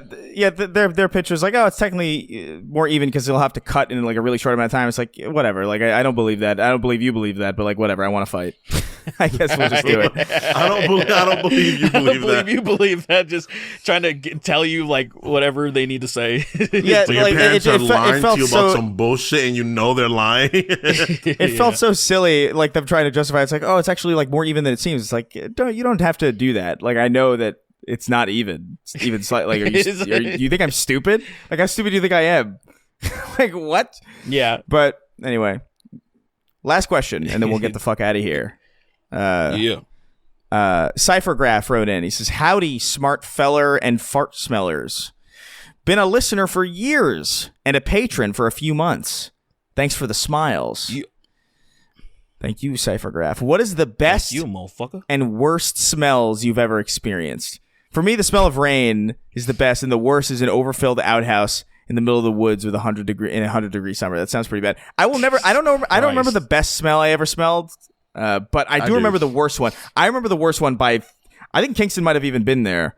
I know Joe was for sure. It was when we were living on. I mean, we could say this in the building on San Fernando and Angelino, and. Mm-hmm. I postmated, I think, Zanku chicken or something. That random food. You remember this? So yes. I ordered Zanku chicken, and I was like, or something. I don't remember exactly what I ordered, but I ordered something, and I was like, okay, cool. And it was on its way, and then I got the notification that like, oh, they're outside and they're looking for a way in. It's like, oh, okay. And I usually when I order, I just meet the people outside because I just don't want to. I don't want to deal with like. It's more convenient for them to not have to come into the building. Like, it's just considerate. I feel so they don't have to meander around looking for your door. They don't know the building as well as you do. So I go out and I look for the guy, and I see a guy with food who's clearly looking to deliver food, and I go, "Oh, Chris," and he goes, "Yeah," and I say, "Okay," and then I take it, and then I go back upstairs and I open it. and it is not my order at all. It's not even from the same place. It's like, this is clearly somebody else's order who happened to order at the same time, who, like, the guy just, maybe it was another guy named Chris. Maybe the guy just didn't care that he just, that food's, but I opened so it, bad, man. But I opened it, and the smell was so strong and so pungent and so confusing. I didn't even know what I was looking at. I was looking at this food trying to figure out, like, is this meat? Is this gelatin? Is this potato? Like, I had no idea what the fuck I was looking at. Sincerely, I don't know. What made it worse too is, like, there was no receipt in the bag. There was no, like, marking on the box, so I couldn't even, like, look up, like, what it was, restaurant this was. But that was some of the most disgusting food I've ever seen. And Joe ate, I think, all of it because he's a fucking fiend. Was it that? But it was really fruit from, fucking like, offensive. Southeast Asia? Maybe. Maybe that. Derek, what is it called? Like, it starts with a D, I think. I sincerely, Kingston, you were there, right? Yeah, it's horrible. Kingston, you were there. You saw it. So gross. You saw it, right? I remember. It's making me feel queasy. What it was was like it? grayish brown. I don't know what it was. I was like, brother, ew, brother. Brother, brother. brother. For me, the best smell ever is easily champagne toast candles from Bath and Body Works.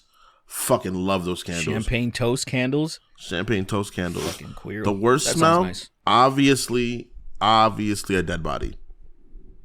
I don't know. I've never been I around don't a dead think body. I've ever Dead bodies smell dead bodies smell horrific, dude. Yeah, I don't think I've ever smelled a human dead body. It wasn't a human. It was an animal. It was a dead animal. Yeah, like an animal carcass for sure. It's horrific. Just a bunch smell. of rotting fucking meat is absolutely disgusting. But human apparently smells way worse. It does for a myriad of reasons. More meat, and then our diet. I think that's the two combos. Yeah. I do also feel like it's probably like genetic. I do like there's probably like a genetic component, right? Like, a dead human is probably like a lot more jarring to us, just evolutionarily speaking, than it would be.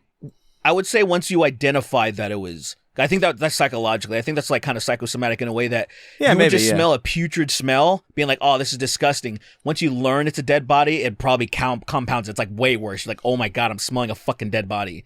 Like I'm smelling a guy, and his cock's rotting and shit. Like that's crazy. Not to say that part, but yeah. Best smell to me, food wise, grilled onions. I think grilled onions. I think that's why people are so attracted to like In-N-Out or something, because it's just they grease their grills with they have onion oil and they grease the fuck out of it. They obviously have that caramelized section of their onions and stuff, and the smoke's coming out. It's just a thing that really attracts people. I think it's why people think their patties taste so good is because they're like drenched in onion oil. And I feel like anyone can do that, and I don't understand why other companies don't do it. Or have grilled onions. Like I don't get it. It's a weird thing. They use different oils in different places. I know. There was a restaurant I used to go to that did everything with peanut oil, and I fucking loved it. But I don't remember what. Yeah, I know Five Guys uses peanut oil. Five Guys, yeah. I love peanut oil. I love peanut oil. I'm just like think that's interesting because I thought that like it can be highly allergic to people that have the tree nut allergies. At least I thought. Yeah, but I could give a fuck about those people. Those people. So there's a conspiracy theory I think about peanut allergies, and it's like, how come you see all these old people? It's like no one had a peanut allergy when I was a kid, right?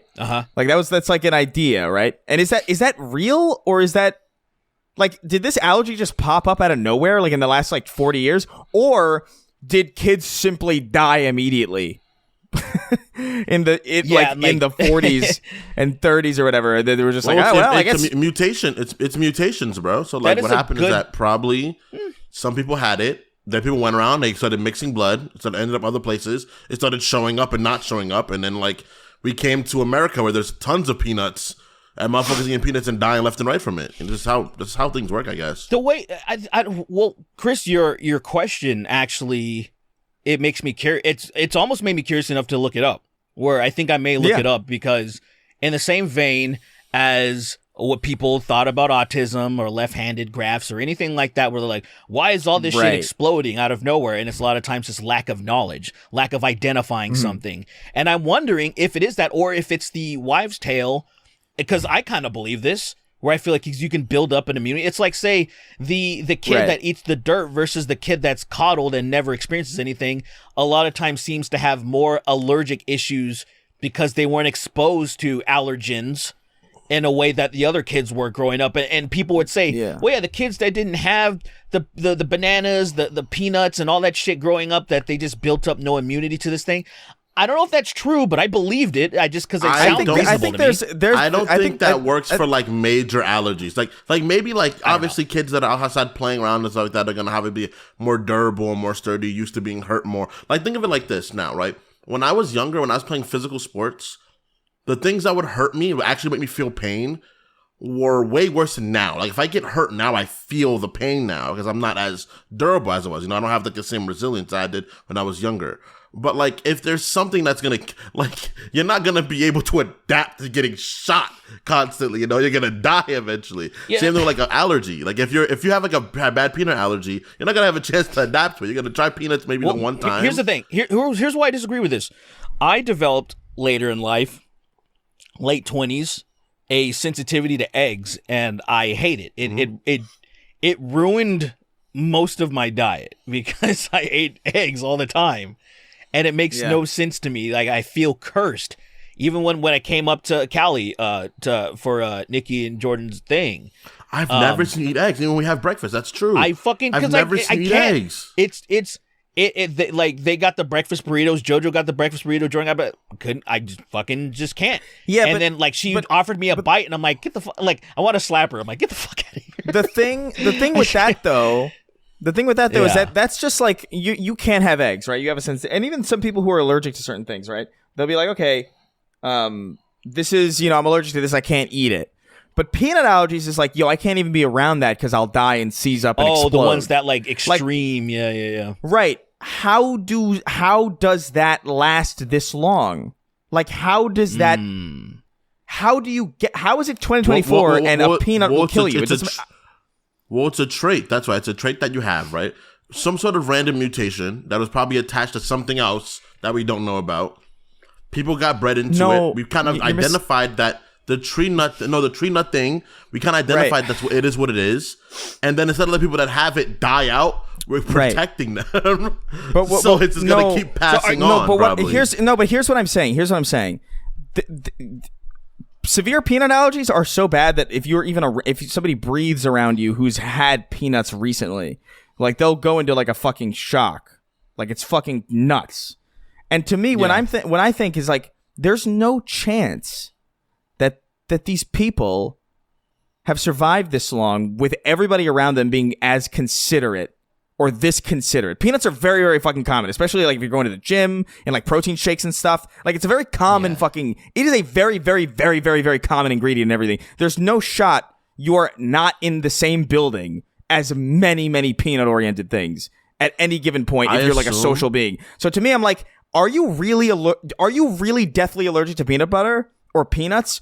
Or did you have like a really bad attack when you were younger, and because parents were like a little bit more protective, they just kept you away from it forever, and so you just assume you're going to die? I really kind of don't believe that's probably for some people. That's an interesting observation. For some people, but there are definitely people that like. That is very interesting. That's definitely reasonable, 100%. Like a lot of people are like, I have asthma. So you don't have asthma. One time you had like a bad allergic reaction and you couldn't breathe. You don't have asthma actually. You're not truly badly asthmatic. I am allergic, according to my parents. Like when I was like a baby, they gave me like penicillin for something, and I had like a bad reaction to it. Something like, I don't know what the fuck it was. It was like a really severe allergic reaction. So it's on my record, on my medical records, that I'm allergic to penicillin. But I haven't had penicillin since I was literally a baby. Because of that. You can get that tested. And so I don't know if that's even true. I don't know. How do I know? It's like maybe I might have had a bad reaction to it when I was a baby. Sure, maybe. But like maybe that would have gone away if I just had it more. Maybe it's gone. That you bring that up. I think it's actually important to have those panels and they'll test you, because I did that specifically because of I wanted to see. I know I've been slightly higher lactose intolerance than the average person, and so I did one of those panels, and that showed up. I don't know if the egg thing was even on there because it's not considered dairy, but I don't fucking know if it had a category to test that. But it has so many different things and I think penicillin is definitely one of those things.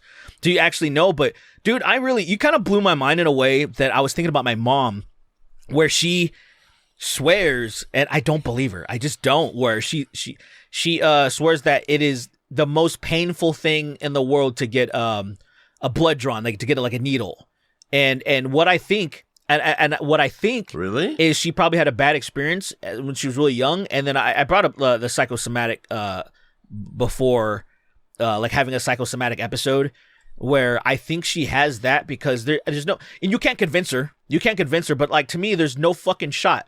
There's no shot that these little, because especially I have to take TRT. And I know, and I told her, I had a conversation with this. I'm like, Mom, those needles hurt less than a cat scratching you. Like we've had cats our whole life. I've been scratched by cats, and it feels like a knife slitting your fucking thing. You're like, God damn it, you fucking cat. Versus this pinch that is a really quick pinch of these fucking hypodermic needles. And I'm like, you can't tell me that is the worst, like, and but she won't, and I'm like, it is in the same vein as what you're saying. Like, some motherfucker had a bad experience, and just like same people saying, oh, I'm allergic to bees or anything, and I'm like, no, you're fucking not, dude. I know you're not, because if a bee came anywhere around you, you would fucking dart in the other direction if that were true. Like, but people some people have these allergies, right? Like, I assume for like the reason why allergies exist in the first place is that usually there's some sort of trait attached to some sort of random protein that evolutionary they got that comes with something else, right? And then what happen is that they're just probably, their lineage just not from a place where that thing that they're allergic to shows up. So like, for instance, they might live in a place where like, oh, I'm from Scandinavia, so there's no peanuts here. So when their parents immigrate over here, they're like, oh, there's peanuts now. And because I have the trait to grow long, beautiful, luxurious hair, I know. Also can't have peanuts. I guess what I'm saying. I guess what I'm saying is that if peanuts were really that dangerous, I don't think I would know anybody with a peanut allergy. Like it just doesn't square with me that makes sense. I know what you mean. Like, it literally is in everything. Like, you look at like all candies and supplements and everything, because everything's mixed in all these vats, and they all have like tree nuts that were a part of them. They always say, warning, this shit fucking has everything in it.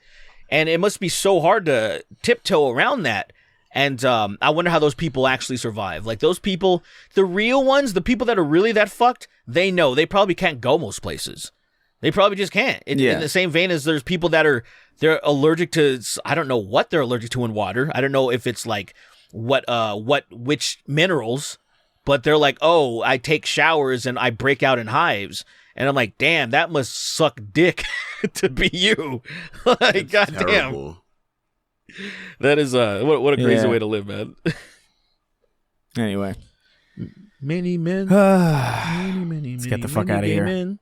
I'm super fucking hungry, actually. We're talking about food. Upon me. I ate breakfast for once while I was watching X-Men 97.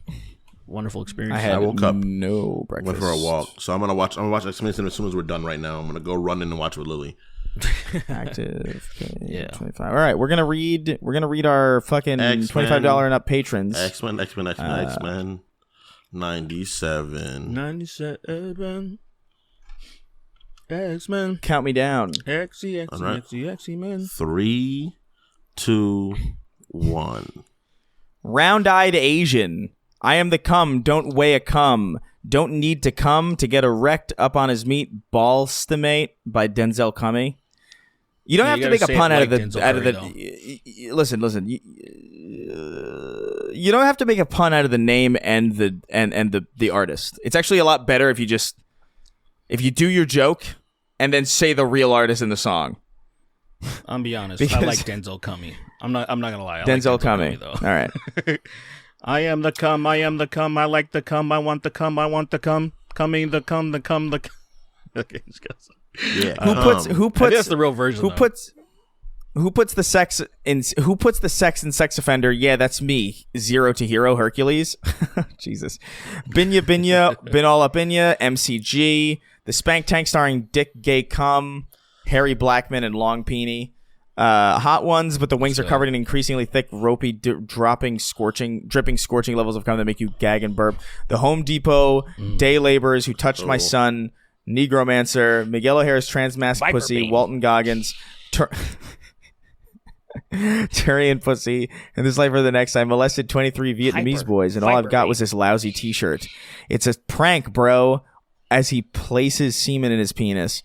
Pussy boy wanted beef after the Galactic acquisition. Wipe me down because I'm covered in cum. Little boozy. Jack, the world's fastest Maori and the only Snark Tank fan from New Zealand. I thought Chris was on the new Cheez-Its Snapchat box. Oh, Sapnap? I don't know what what the fuck is even that? I don't know what that is either. I don't know what the fuck is a Sapnap? Out of the loop currently. Did knapsack? I know what a knapsack is. Sapnap? I don't know what that is. I don't know what is that a sapnap? Chip. Probably cum or something. Oh, it's just some fucking streamer, I guess, is doing like something. Oh, I don't know what the. I don't know what. Yeah, I don't know.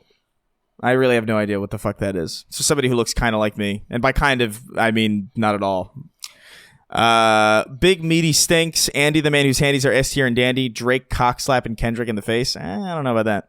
If you take Tim Pool's beanie off, he looks like Cuphead.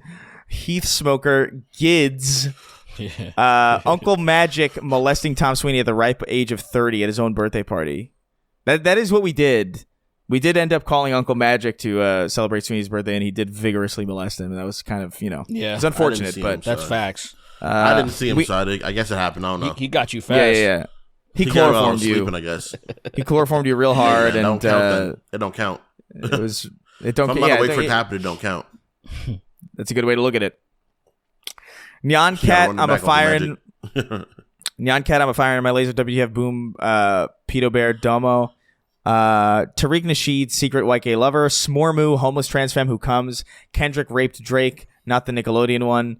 I piss it all at once like the shower in Battlefield 2049. Blade Runner 2049. My entire reality is crashing around me. Listen to swords drawn by Army of the Pharaohs and see if you recognize the sample. They're like Jedi mind tricks. One of my lecturers got cucked by the lead singer of the Pixies. I once saw Sweeney do 50 slow handstand push-ups. KSE, my curse. There's cum burning to find you. Will you come for me? Mr. Pants. Mm-hmm. Can you do a deep dive extra ammo on Destiny the guy? No. Baller of the first sin. I'm so uninterested in that entire premise that no shot. There you go. No shot. I care so little about. I care so little about. I was like, oh. Well, I read the names for the last episode, and then I was like, we'll bring this will be brought up when we're all back, and I'll just see what the boys say. And it's just hard no. Yeah, no shot. Like I don't care enough about Destiny as a person. Not even like in like an antagonistic way. Like I've seen some of the things that he said and I agree with it. Some of them I can't stand. But like I don't care. He's been around for so long that like there's no shot I'm studying this guy. My take was a little different just because like everything you said I agree with 100% prior to his villainous arc with defending the IDF. It's been weird. He's on this weird thing right now, and I'm not sure why he's doing it. Defending the IDF right now? Oh yeah. He's done major debates. He's debated scholars, and he just uses Wikipedia. I think Ben Shapiro was supposed to be in his place, but Ben Shapiro's a smarter business person.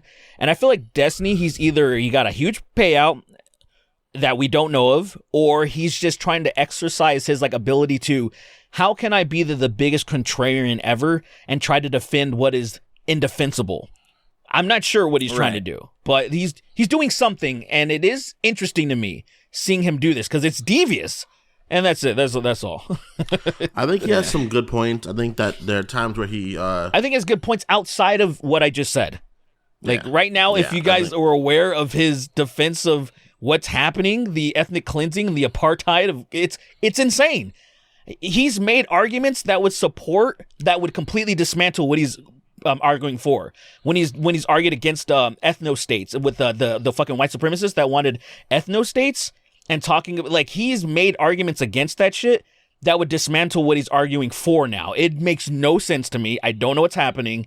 That is interesting to me, and that's it. Anything outside of that, I don't care. Like about like Destiny and whatever else is done. Twist.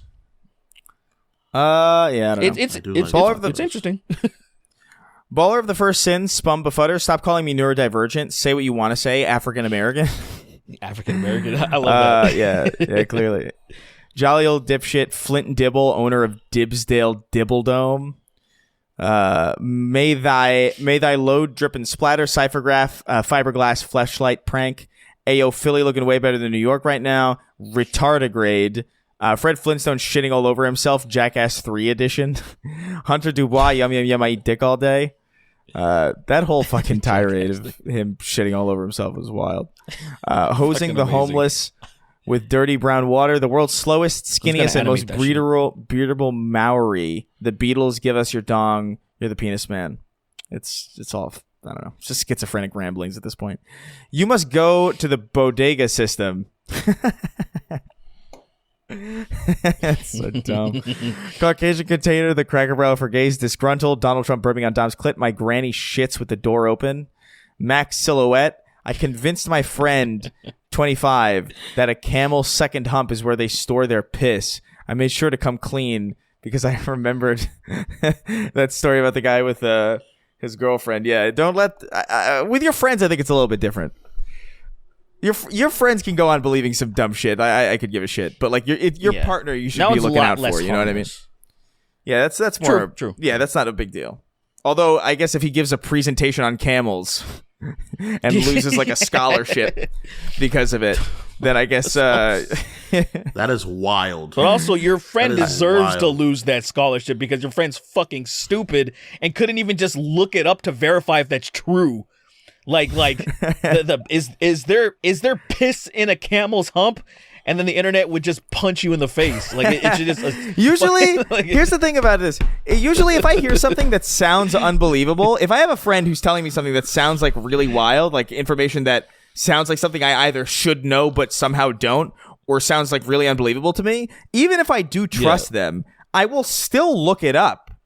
If not in the moment, then later for sure, because it's just like, okay, yeah, you're probably right. The idea of someone saying that is crazy. Yo, there's piss in Hamil's home. I'd be like, what? I'd say no, and I would never revisit it. I'm like, that's not basically true. And I never revisit it. Yeah, that's basically yeah. No, shut the fuck up. No, there's not. Piss is I would have heard about that by now. Piss is stored in the spine. I would have been told. Right. It's like when JoJo tries to gaslight me that I'm actually gay. I'm like, stop. I'm like, this. Yeah. She tried to convince you were gay. No, she's trying to actually gaslight me. Like you're clearly. So she'll fucking strap you up. You do the strap, put the strap on, and devastate you. Yeah, she's trying, man. I think she's trying to get me with that finger up my ass, bro. Like I think she's trying to. I think she's trying. But I told her ask me again when I'm like 50, when I just don't care about anything anymore. You know. Yeah, man. When you need a throw to even get on the bike, you know. Stuff like that, you know. I'm like, exactly. Yeah. When I turn like 35, and Lily's like, "Hey, you can't do that to me." Then I'm gonna start using prostitutes. That's when you gotta use prostitutes. And like, when your wife is like, "Yo, you're not putting your foot in my asshole," I'm like, "All right, whatever." And I hit up, "Yo, what's good? Yo, what's good, Diamond? You got half an hour? I got 300 for you right now." And then I'll go downtown. I do what I gotta do, bro. Damn, $300? Fuck. Actually, I don't even know if that's expensive or not. That just sounds. I don't know either. I don't know either. I've seen shows, but that God. Yeah. Well, whatever the cost is, I don't care. Diamond was good. What's good? What's good? It sounds shoot through, Diamond. Shoot through. It's weird that it sounds both too expensive and too cheap at the same time. I feel really uncomfortable. Yeah.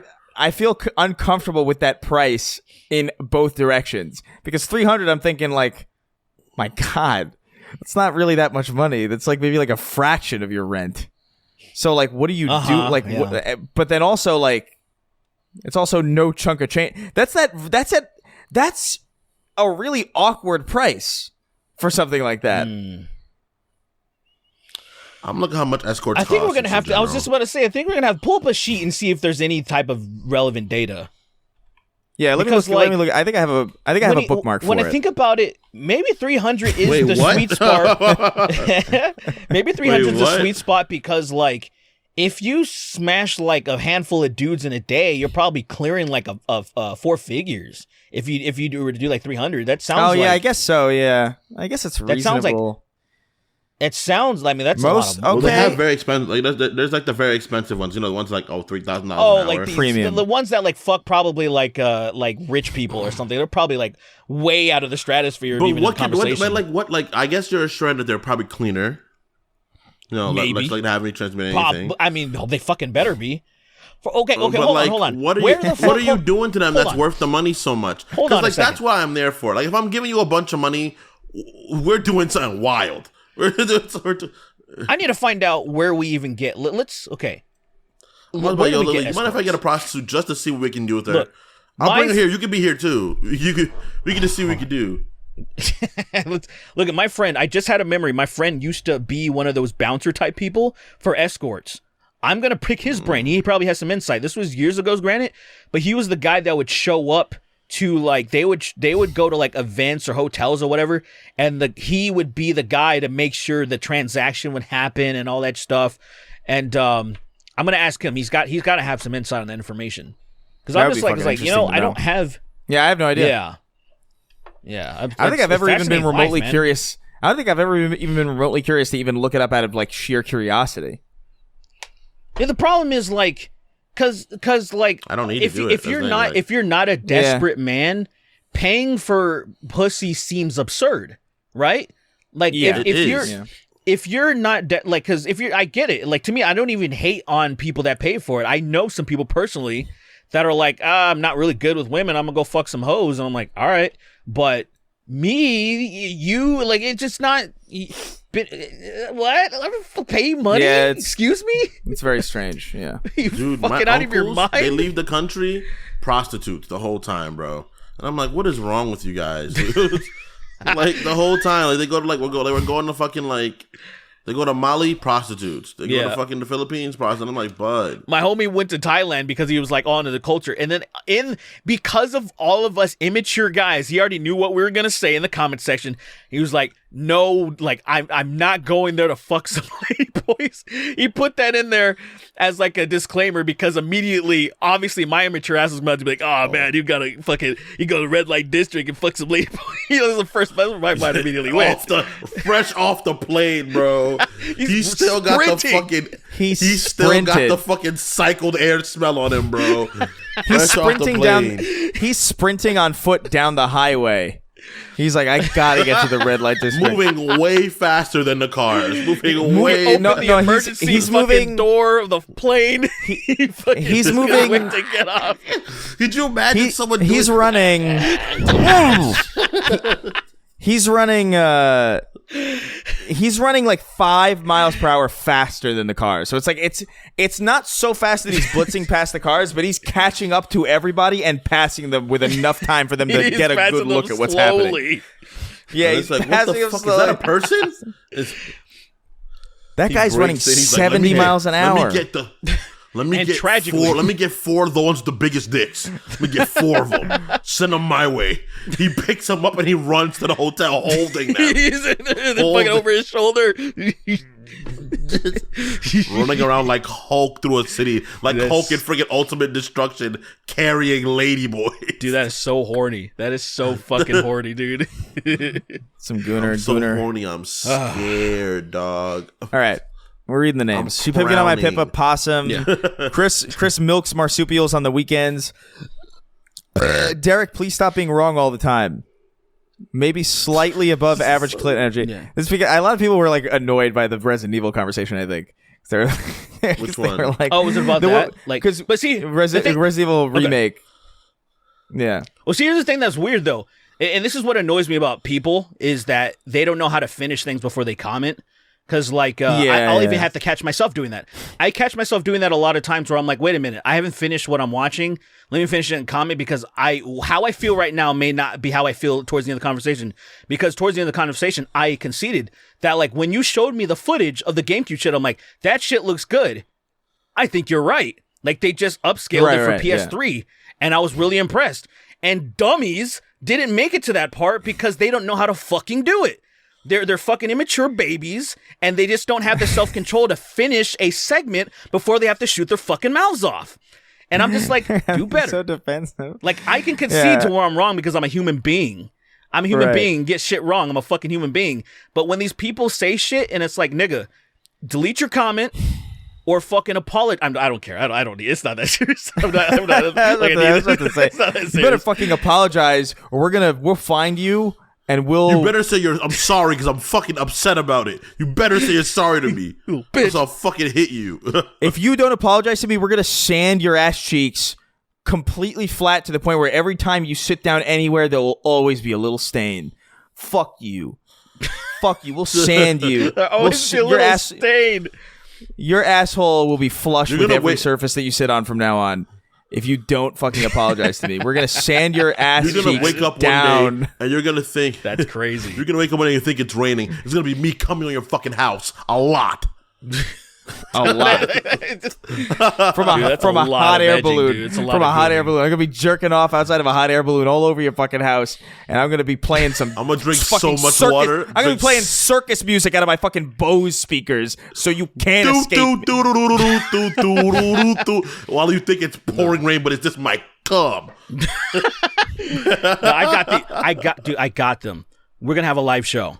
We're going to invite them specifically. They're going to get the front row. They're not going to know why they got front row seats. They just think they got lucky. They'll get the front row. It's like comped and shit. And I'm going to do a Gallagher style thing. I'm going to have a fucking watermelon, but it's going to have been fucking siphoned. It's going to be filled and pumped with cum. All of our cum. And we're just going to fucking smash that shit and cums go all over them. You little bitch. Fuck you. Yeah. You remember what you said? That is so outrageous. You remember what you said over a year ago? I would have to kill you. I would have to kill you. Like, remember what you said to murder over a year ago. Over a year ago?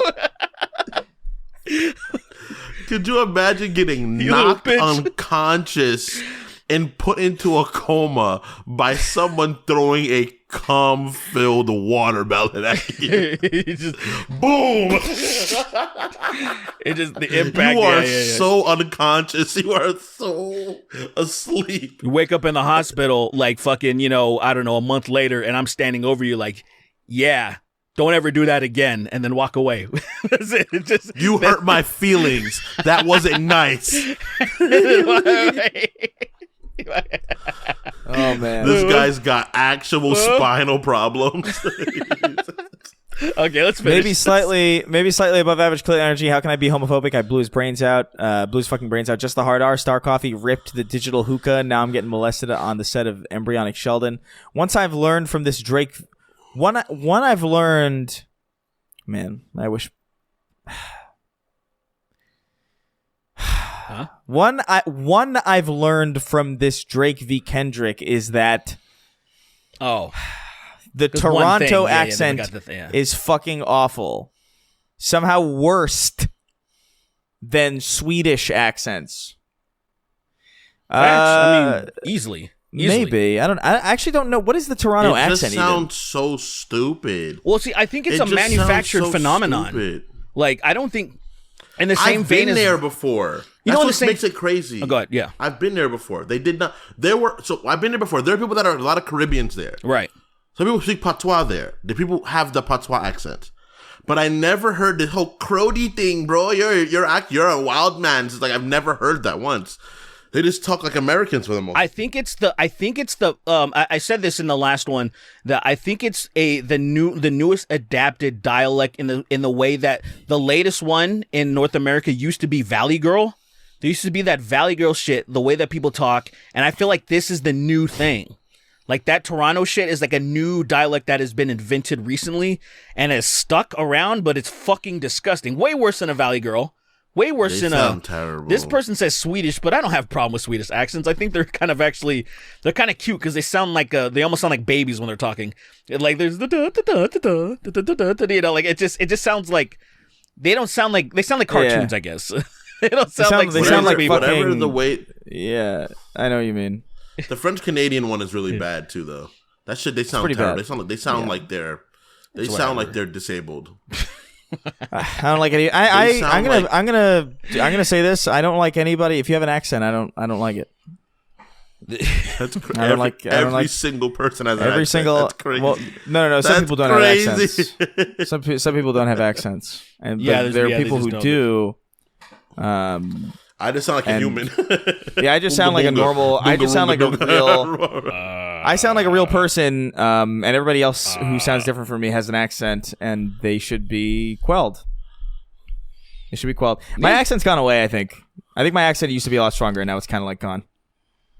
Mine is lessened, but... Yeah, you have to if you're shooting a video, I feel like the only time you can tell what region you're from. Like if you're going to make a Chris Ray Gun video, then it's action, and then all of a sudden I can hear, oh, this guy's from that region. I can kind of hear, right? Yeah, bit, yeah, but that's the only. My speaking voice is gone. Yeah. The only thing I'm in the city. I just sound like this. I'm still working on dog and coffee and talk. Because normally, if I'm like speaking normally, dog. Coffee. Yeah, because if I'm speaking normally, it's a dog, it's a walk, it's a talk. Coffee. Whatever. Coffee. Who cares? Get in the car. Get in the fucking car. Get in the damn car. I never said it was a car. I was about to do the F slur right now, but I didn't know. It's CAH. You fucking.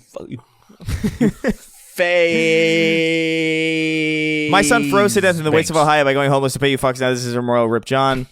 Transfem Gremlin. Exposing people with lactose intolerance to 90 million rods of ionizing radiation. Yush Wormst. Craig the Canadian. Featuring a icy hand job from a frosty Edmonton hooker. It's your boy Shawnee D, Agent 47. Not pleasant. Last time I was in Edmonton, the sky was on fire, unironically, like literally. Oh, that's cool. I love the idea of getting a hand job from somebody with a really cold hand, and my weenie's piping hot, and this is a steam thing going on. You ever do that? You ever? I'm sure this is. I don't know how universal this experience is. Scorching, damn near. I don't know how universal this experience is, but you ever have you ever been you're in that feral state, and you're like, all right, I gotta take care of business, but your hand is freezing. And you're like, oh 100%. No. And then you try to you try to warm it up real fast. Yeah, it's my friend told me he actually sat on his hands and went numb and he beat off one time, and I was like, yo, you actually molested yourself, bro. Oh, the stranger. You actually did it. The stranger, bro. For real, you molested yourself. Like no joke. You did that. That's funny. Like, bruh, nah, it's not like that. I was like, it's entirely like that, you creep. Well, it's definitely, to me, it's just a lonely tactic. Funny. You want to know what it feels like to be beat off by somebody else, so much so that you got to make your hand fall asleep. It's a lonely tactic, but it's also interesting. You got to use anything in your catalog to get the job done. You kind of do, man. I've never done that. Let's be real. You got to use anything in the catalog. If I was a contortionist, I've never done it either. I'd be sucking myself 7 ways a Sunday if I was like a contortionist. So the stranger really isn't that big of a fucking deal. Like, you know what I'm saying? Like I've never done it because whatever. But also I just say if I would do wilder shit if I was able to. I just can't. I understand that, but I think I deeply understand. I wouldn't suck myself off. I deeply hate the feeling of numb anything. Like my limbs being, my leg falling asleep or my arm being numb. I hate that feeling. I hate it. You guys might not know this, but Chris was numb for the first 18 years of his life, actually, genuinely. Yeah. My whole body he had pins and needles all over his body if it is over. Can you imagine? Can you imagine how years of feeling pins and needles? Can you imagine if that was all you knew? Can you imagine if that was all you just assumed that was the human experience, was just feeling that pins and needles sensation all the time to the point where you're just like, all right, well, this is just being alive. And then one day it goes away. Somehow that never came across to you as weird. It's never been addressed with anybody else. You just skated through most of your life thinking that's normal. That would be insane. You just move a little funny. You just like you do like a little bit of a jerky movement. And like, what's wrong with Chris? Like, I don't know, man. He's just a little weird guy. He's a little weird. He's a little weird guy. He's so nuts. Like, did you guys know that pins and needles can go away? Some mugger hit you with a Everybody's pipe. like, what the fuck are you talking about? Some mugger hits you with a pipe one day and fixes you. You fucking. He hits you right below where the spinal column starts, like right there. There's a crack, and then you're good. I really do hate it. What does jacking off feel like? Can you feel coming? Like, does that feel? Wait, that wouldn't feel good. He doesn't jerk off. He doesn't jerk off. It feels like it more hurts. pins and needles. Yeah, he doesn't jerk off because it hurts. So he doesn't know any pleasure at all, with the exception of like maybe like eating. Maybe I guess no, yeah. You pins can and eat. needles on his tongue. He can't taste the pins and needles on his tongue. Everything tastes like hand soap to him. Why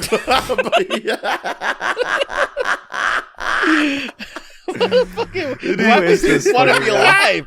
Why would you want to be alive? No, that's you don't know. You don't know any better. Yeah, you don't know any better. This is live. Look it. Even if you thought that's what existence is, would you like that? You know what I mean? It's in a way that because you don't know a difference. You're blessed. You're still blessed. You think you're because blessed? That's all you know. Yeah, you think you're blessed because blessed. you still think you're blessed because you think like, man, I've been imbued with you've been imbued with consciousness, and you get to meet you get to have these relationships with people. You get to like listen to music. You get to watch movies.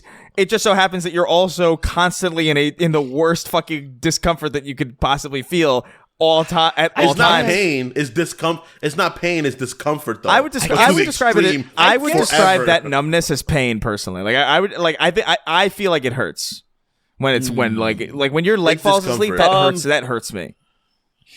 So I've dealt I have a herniated disc, and I deal with numbness in like my foot and in my what? A bulging dick? What? my dick is constantly numb brag when I'm about coming. it. When I come, my dick goes brag about it. Yeah. I'm very proud of my fucking herniated, fucked up disc that makes my arm a little atrophic. It's really cool. But yeah.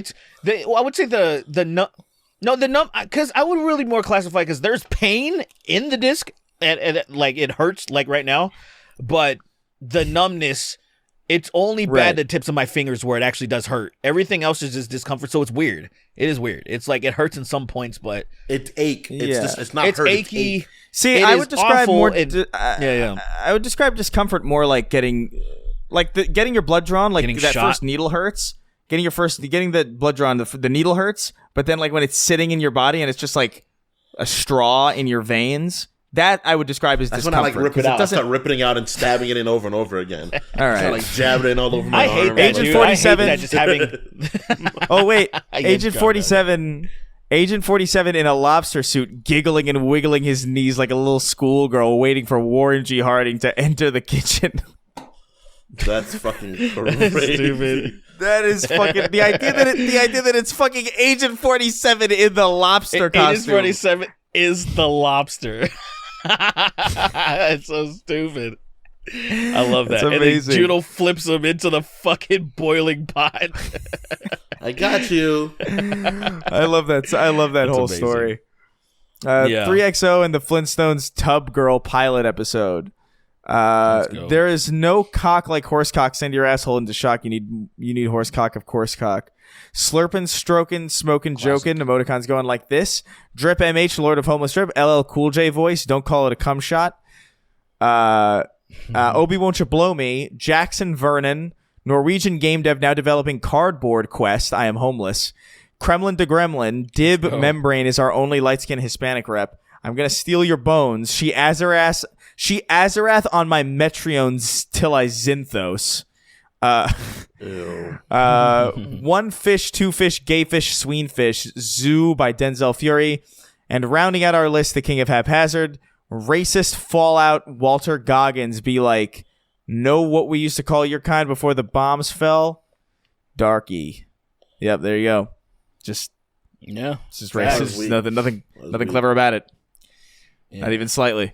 Wage Slave 583, a sad guy from Michigan, telling the boys it isn't gay to join the Snark Tank Seth cult as bottoms, but I'm secretly crossing my fingers. The Papini brothers present Master Roshi Flow, drank Master Korin's sacred water and got straight to pop and launch his Senzu Bean. Donkerson. Dago Ba D's nuts in your mouth. Installing a faulty neural link in Chris's head that plays Thunder on repeat. You got to pay the troll souls to get in the boys' hole. Gate 6 is afraid of Gate 7 because 7 gaped 9. Robin Hood and the little John fucking in the forest. That's awesome. Oodie lally, oodie lally. Oodie lally, oodie lally, hey. Golly, what a gay. You know that song, right? No, I don't. I have no idea what the fuck that is. John and Robin Hood fucking in the forest. Oodie nigga, butt fucking it. Yeah, it is. That's a classic. I have never heard this in my life. Sweeney reading the names was awesome. Yeah, sincerely, actually. I don't know what that is at all. It's the fucking what is it? Would that come out in the 60s or whatever? The old Robin, the animal Robin, where he was a fox and then Little John was a bear. Little John's the faggot bear. Oh damn, I didn't want to say that, but he's. Can I say this is? So wait, hold on. This is actually true. That Robin Hood movie with the fox. I've never seen it specifically because even when I was like a little kid, I really did not like anthropomorphic animals. Like that. That was like that. Like specifically that. Yeah. Like Tom and Jerry because it was so like stylized and cartoon. Like I could deal with like cartoons or like Cat Dog or something where it's like okay, yeah, whatever. But like when it looked like there was a little bit too much effort put into like the drawings, and it's like oh, that's like a real wolf, but in like a tunic. Something about it like unsettled me. It bothered me. I used to have no problem with it until the furry community showed me how fucked up things were. Like I used to like Sonic a lot when I was little, and then like I found out about the internet a little later, and I was like, "Oh, this is so fucking weird." That's because you're stupid. What is wrong with people? That's why you like Sonic. Yeah, but it's cool. That's exactly Sonic is cool. Right. Yeah. I literally, if I would have got exposed to Sonic when I was younger, I would have probably been one of them. Bro, stop. But luckily, I got exposed too late. You're sounding. Listen. I'm gonna cover this song. You're sounding really aggressive. Just calm down. No one's. I'm okay. No one's coming to get you. Yeah, man. Stop. I'm okay. Stop yelling. All right. Kingston, stop yelling. I'm fine. Stop I'm A-okay, yelling. Dude, I'm A-okay. I'm fine. You're putting on a very aggressive energy. I'm gonna call the police. Live and learn. Hanging on the edge of tomorrow. Sween reading the names was awesome. You do 2 shows a week and have Chris do the first read, then Sween or Derek do the second one. Yeah, I mean, I guess we could do that. It is. Well, yeah, whatever. Why not? Rotate. Spread the suffering of this. Zeef Queef. Help fuck the dumbest lesbian. I'll carpet bomb. I'll carpet bomb the Gaza Strip. For a quarter. That's John Strickland. Monstrous. Chronic. I mean, Ed and Eddie would absolutely be fucking war criminals. They would actually John do war crimes for fucking nothing. Yeah, totally. Yeah. Chronic herpes by Cum 40. See my boys getting stuffed and drown. A huge orgy with so much sound. Mercs 1889. She palm over my cove until I let her know she's just a beach. So dumb. The first show to keep David Willy Wonka be like goon with me and will goon with me and will be in a world of savage masturbation. What? Yeah, dude. Savage. Yeah. Savage masturbation. Come on me. And we'll be in a world of savage masturbation. Take a look. I will come. Do they need to like? Come and go. Do they need to like keep coming to like avoid hitting the fan in that one scene? No, they have to keep coming so they lighten themselves out so they get heavier. They make all the cum in your balls buoyant. It's so buoyant you can float. Charlie, keep coming. Grandpa, help. He's like, don't worry, I got Charlie. Oh, no. Charlie's hands start cramping. Grandpa, help. out. He just goes up there and starts. That's crazy. It's so fucking fucked up. Oh my fucking god! My hands are cramping. Don't worry, Charlie, my boy, I got you. He's got that tech. He's got one pinky over it too, so he's doing some tech, and Charlie's like, "Oh, Grandpa, thanks, Thanks, Grandpa, you saved my life. Let's never speak of this again." No worries, Charlie. And he wipes his hand on Charlie's face afterwards. Oh my god! Willy You Wonka's stole like, fizzy lifting drinks. You came all over the ventilation system. You get nothing. Good day. Good day, sir. You gooned. Good day, sir. You gooned in my factory. You stupid little black person. Get the fuck out of here. Get out of here. You stupid little black person is the wildest shit ever. You stupid little black They're just person. so puzzled. They're Willy just looking Wonka. at him like, what? We're not. Willie, no one here is black. No one here is black. It's like, fuck you. Oh, Get out of here. He just gets more aggressive. He starts snarling.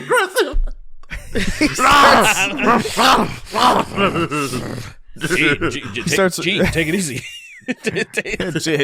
Big break character. Gene, cut. Gene, chill out. Gene, calm down. He's attacked, and they gotta get him down. And they're restraining him, and there's 4 people restraining him. He's still knocked down. He's foaming. He's He's foaming at the mouth. Like it is.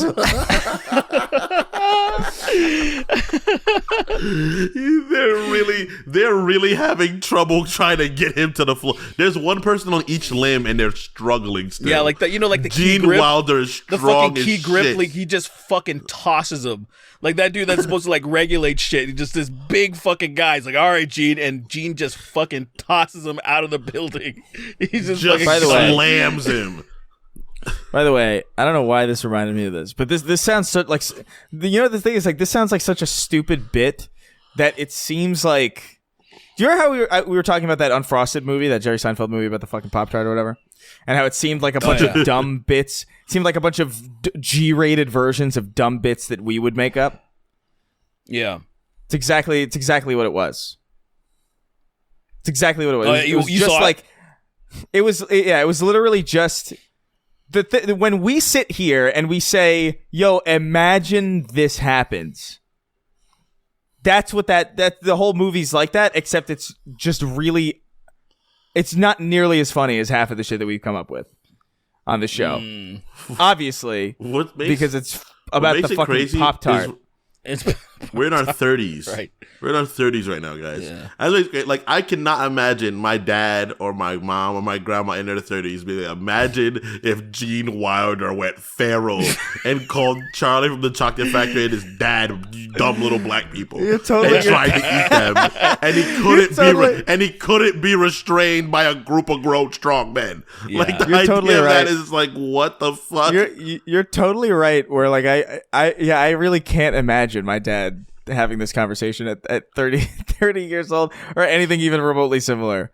Right. But like I feel like he must have. I feel like there's no way it's that unique. Like I don't know. A version of it. A version. They've had to have had like I don't know. I think for your dad particularly, because your dad, I think your dad would have been friends with us if he was our age. Yeah, probably. Well, my dad used to lie to like our my nieces and nephews when they were young and gullible. He would be like, "Let's go to the hot dog farm to pick the hot dogs off the trees." And they would make up these like intricate stories about like how why that was possible. And so like he is like he just gaslights people for fun. Like it's totally what he does.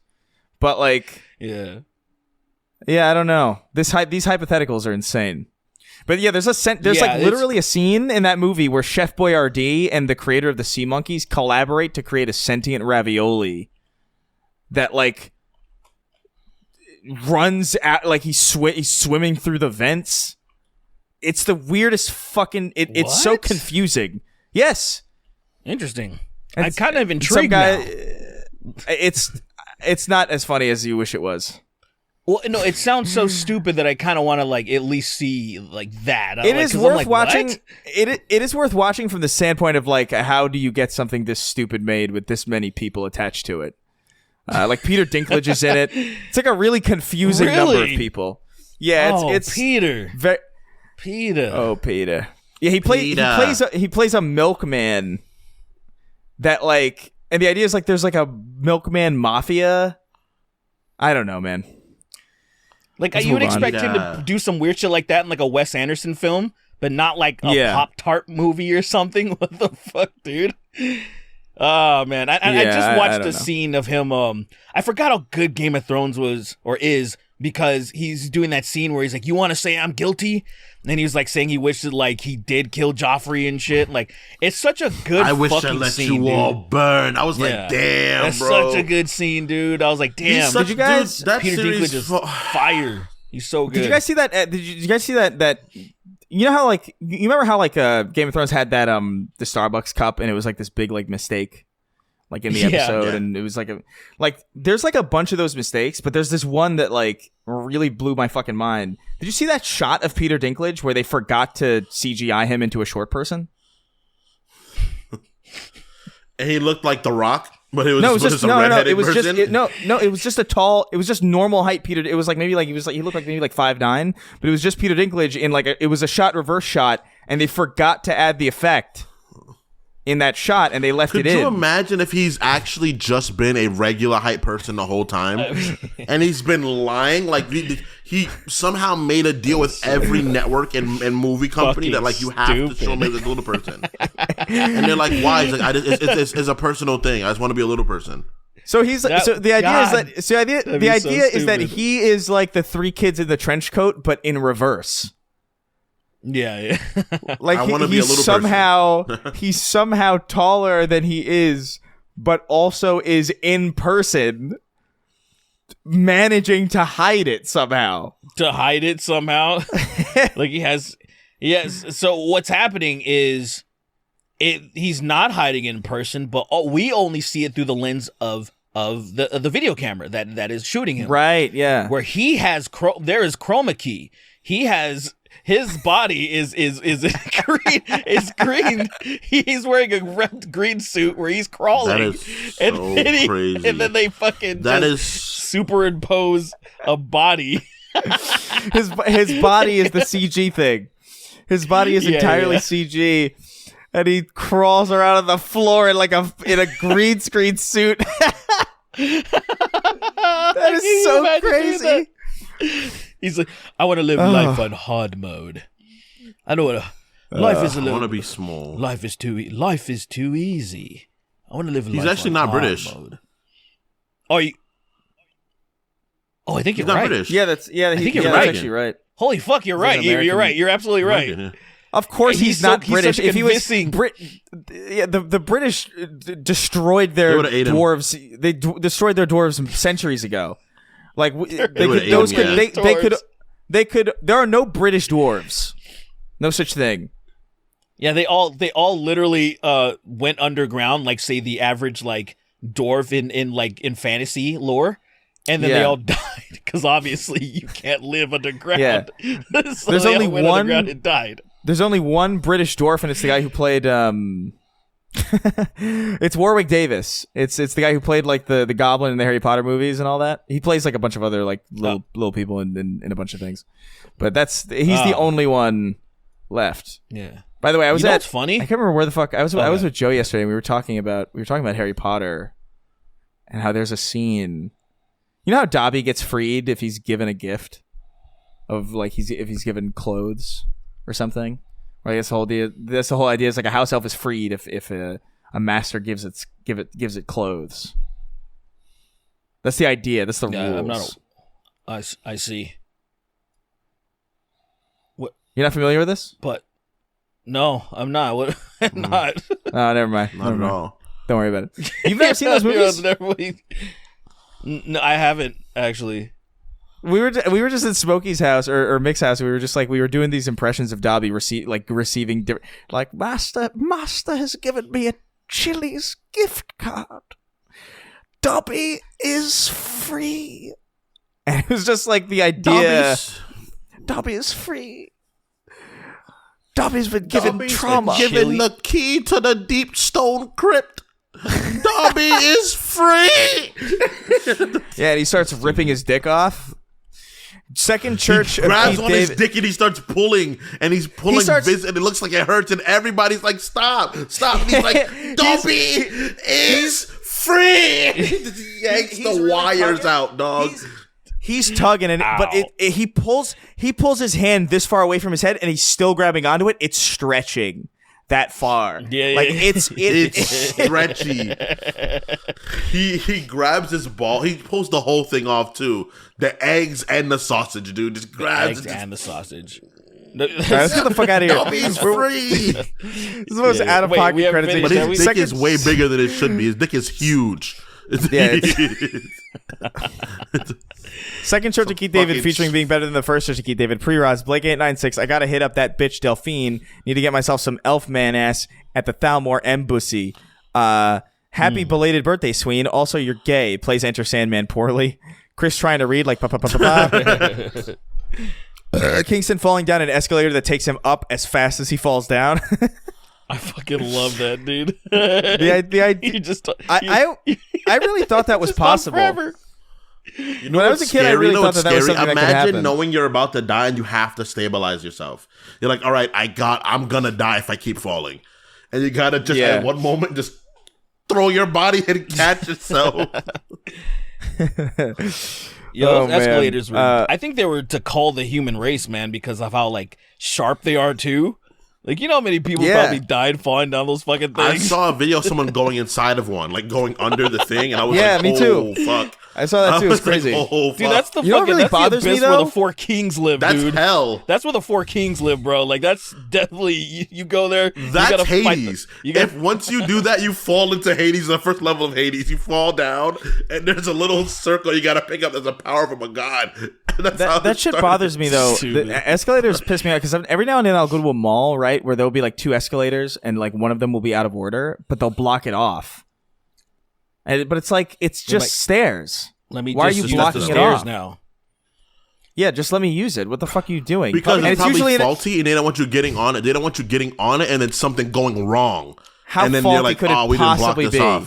How faulty could it possibly be? Well, you don't know. That's why they don't want you to go on it. That's why. They're like, hey, I don't believe it. What if it's stealing souls? What if it's like, oh, that's good, it's possessed, and if you get on top of it, it's gonna try to eat you. It's gonna turn you into spaghetti. Yeah, don't go on it, dude. It'll go so fast that the sharp things where it like connects at the bottom will just completely chop you, like how it does. You ever see the French fry maker?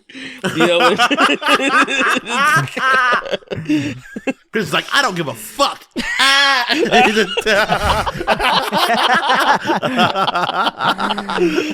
Alaskan oil field trash. Texas tater salad. Sween with the face of a 10-year-old white girl. Sue Hulk. Tickle my ass hairs. Nikki Ziggy. Hell yeah. Congrats on the engagement, by the way. The engagement party. It's fun. Congrats, bud. Humana Awuga. Oh, Hamana Awuga. Dumb. It's just from culture. Flintstones? So it's just from culture. Sorry, Miss Jackson. Wolf whistling. Badly brave. Yeah, wolf whistling. Hugger Derek, Duck Hunt, the vegan necromancer, I got consent. Brogerian punter. Melphus 1 finally rehabilitated and back on the saddle with 2 functioning hands. And as always, rounding out our list of $25 and up patrons over at patreon.com/the Snark Tank. The king of haphazard. Man, what a guy. Damn. Grandpa, help. Help me, get Grandpa. Out of the escalator. Don't go on the escalator, Dom. No. All around me are familiar faces. One amazing. Fucking escalators. That would be so I don't know what to lame. do, Holmes. I don't know what to do, fool. Marcus, I'm scared. Marcus. Ayúdame. No, he's panicked. He's panicked like he's in that scene with Maria. He's like, Marcus, I don't know what to do, man. I don't know what to do. He's just on an escalator. That's out of order. He's not moving. Dom! And it's just it's going up, and he's like, I don't know what to do, man. I don't Dom, know. He starts trying to roll backwards. He's like, Dom, he starts playing SA backwards and rolling. Dom, just walk up the stairs. They still work, Dom. I don't know what to do, man. I don't know what to do. And then the elevator the escalator it slaps it crushes immediately slap chops him. So bling. Dom, no. Not dude. That scene is so. I watched it recently, and it was hard for me not to laugh because of how panicked he got. He got so panicked that I was like, granted, it makes sense. He's holding his wife, but he gets so scared. He's like, Dom, Marcus, I don't. What do I do, Marcus? And I'm like, yo, what was the thing we came up with for that? With like on the Gears of whatever. It was something really stupid. I don't remember. It was one of them where Marcus just comes in his wife's face and kills her. No, that wasn't it. I got that this. Wasn't Walks it. up to her. It was that crotch guard off. It was it was that Maria was totally fine or something. Whatever. We do some totally extra ammo every now and again. Kill her anyway. I guess I'll go back and listen to it. Yeah, we gotta listen to it. We're leaving now. That's it. This episode has gotten way out of fucking hand. This was about Drake at first. I want you guys to understand. Right? Bye, Dom. Bye, everybody.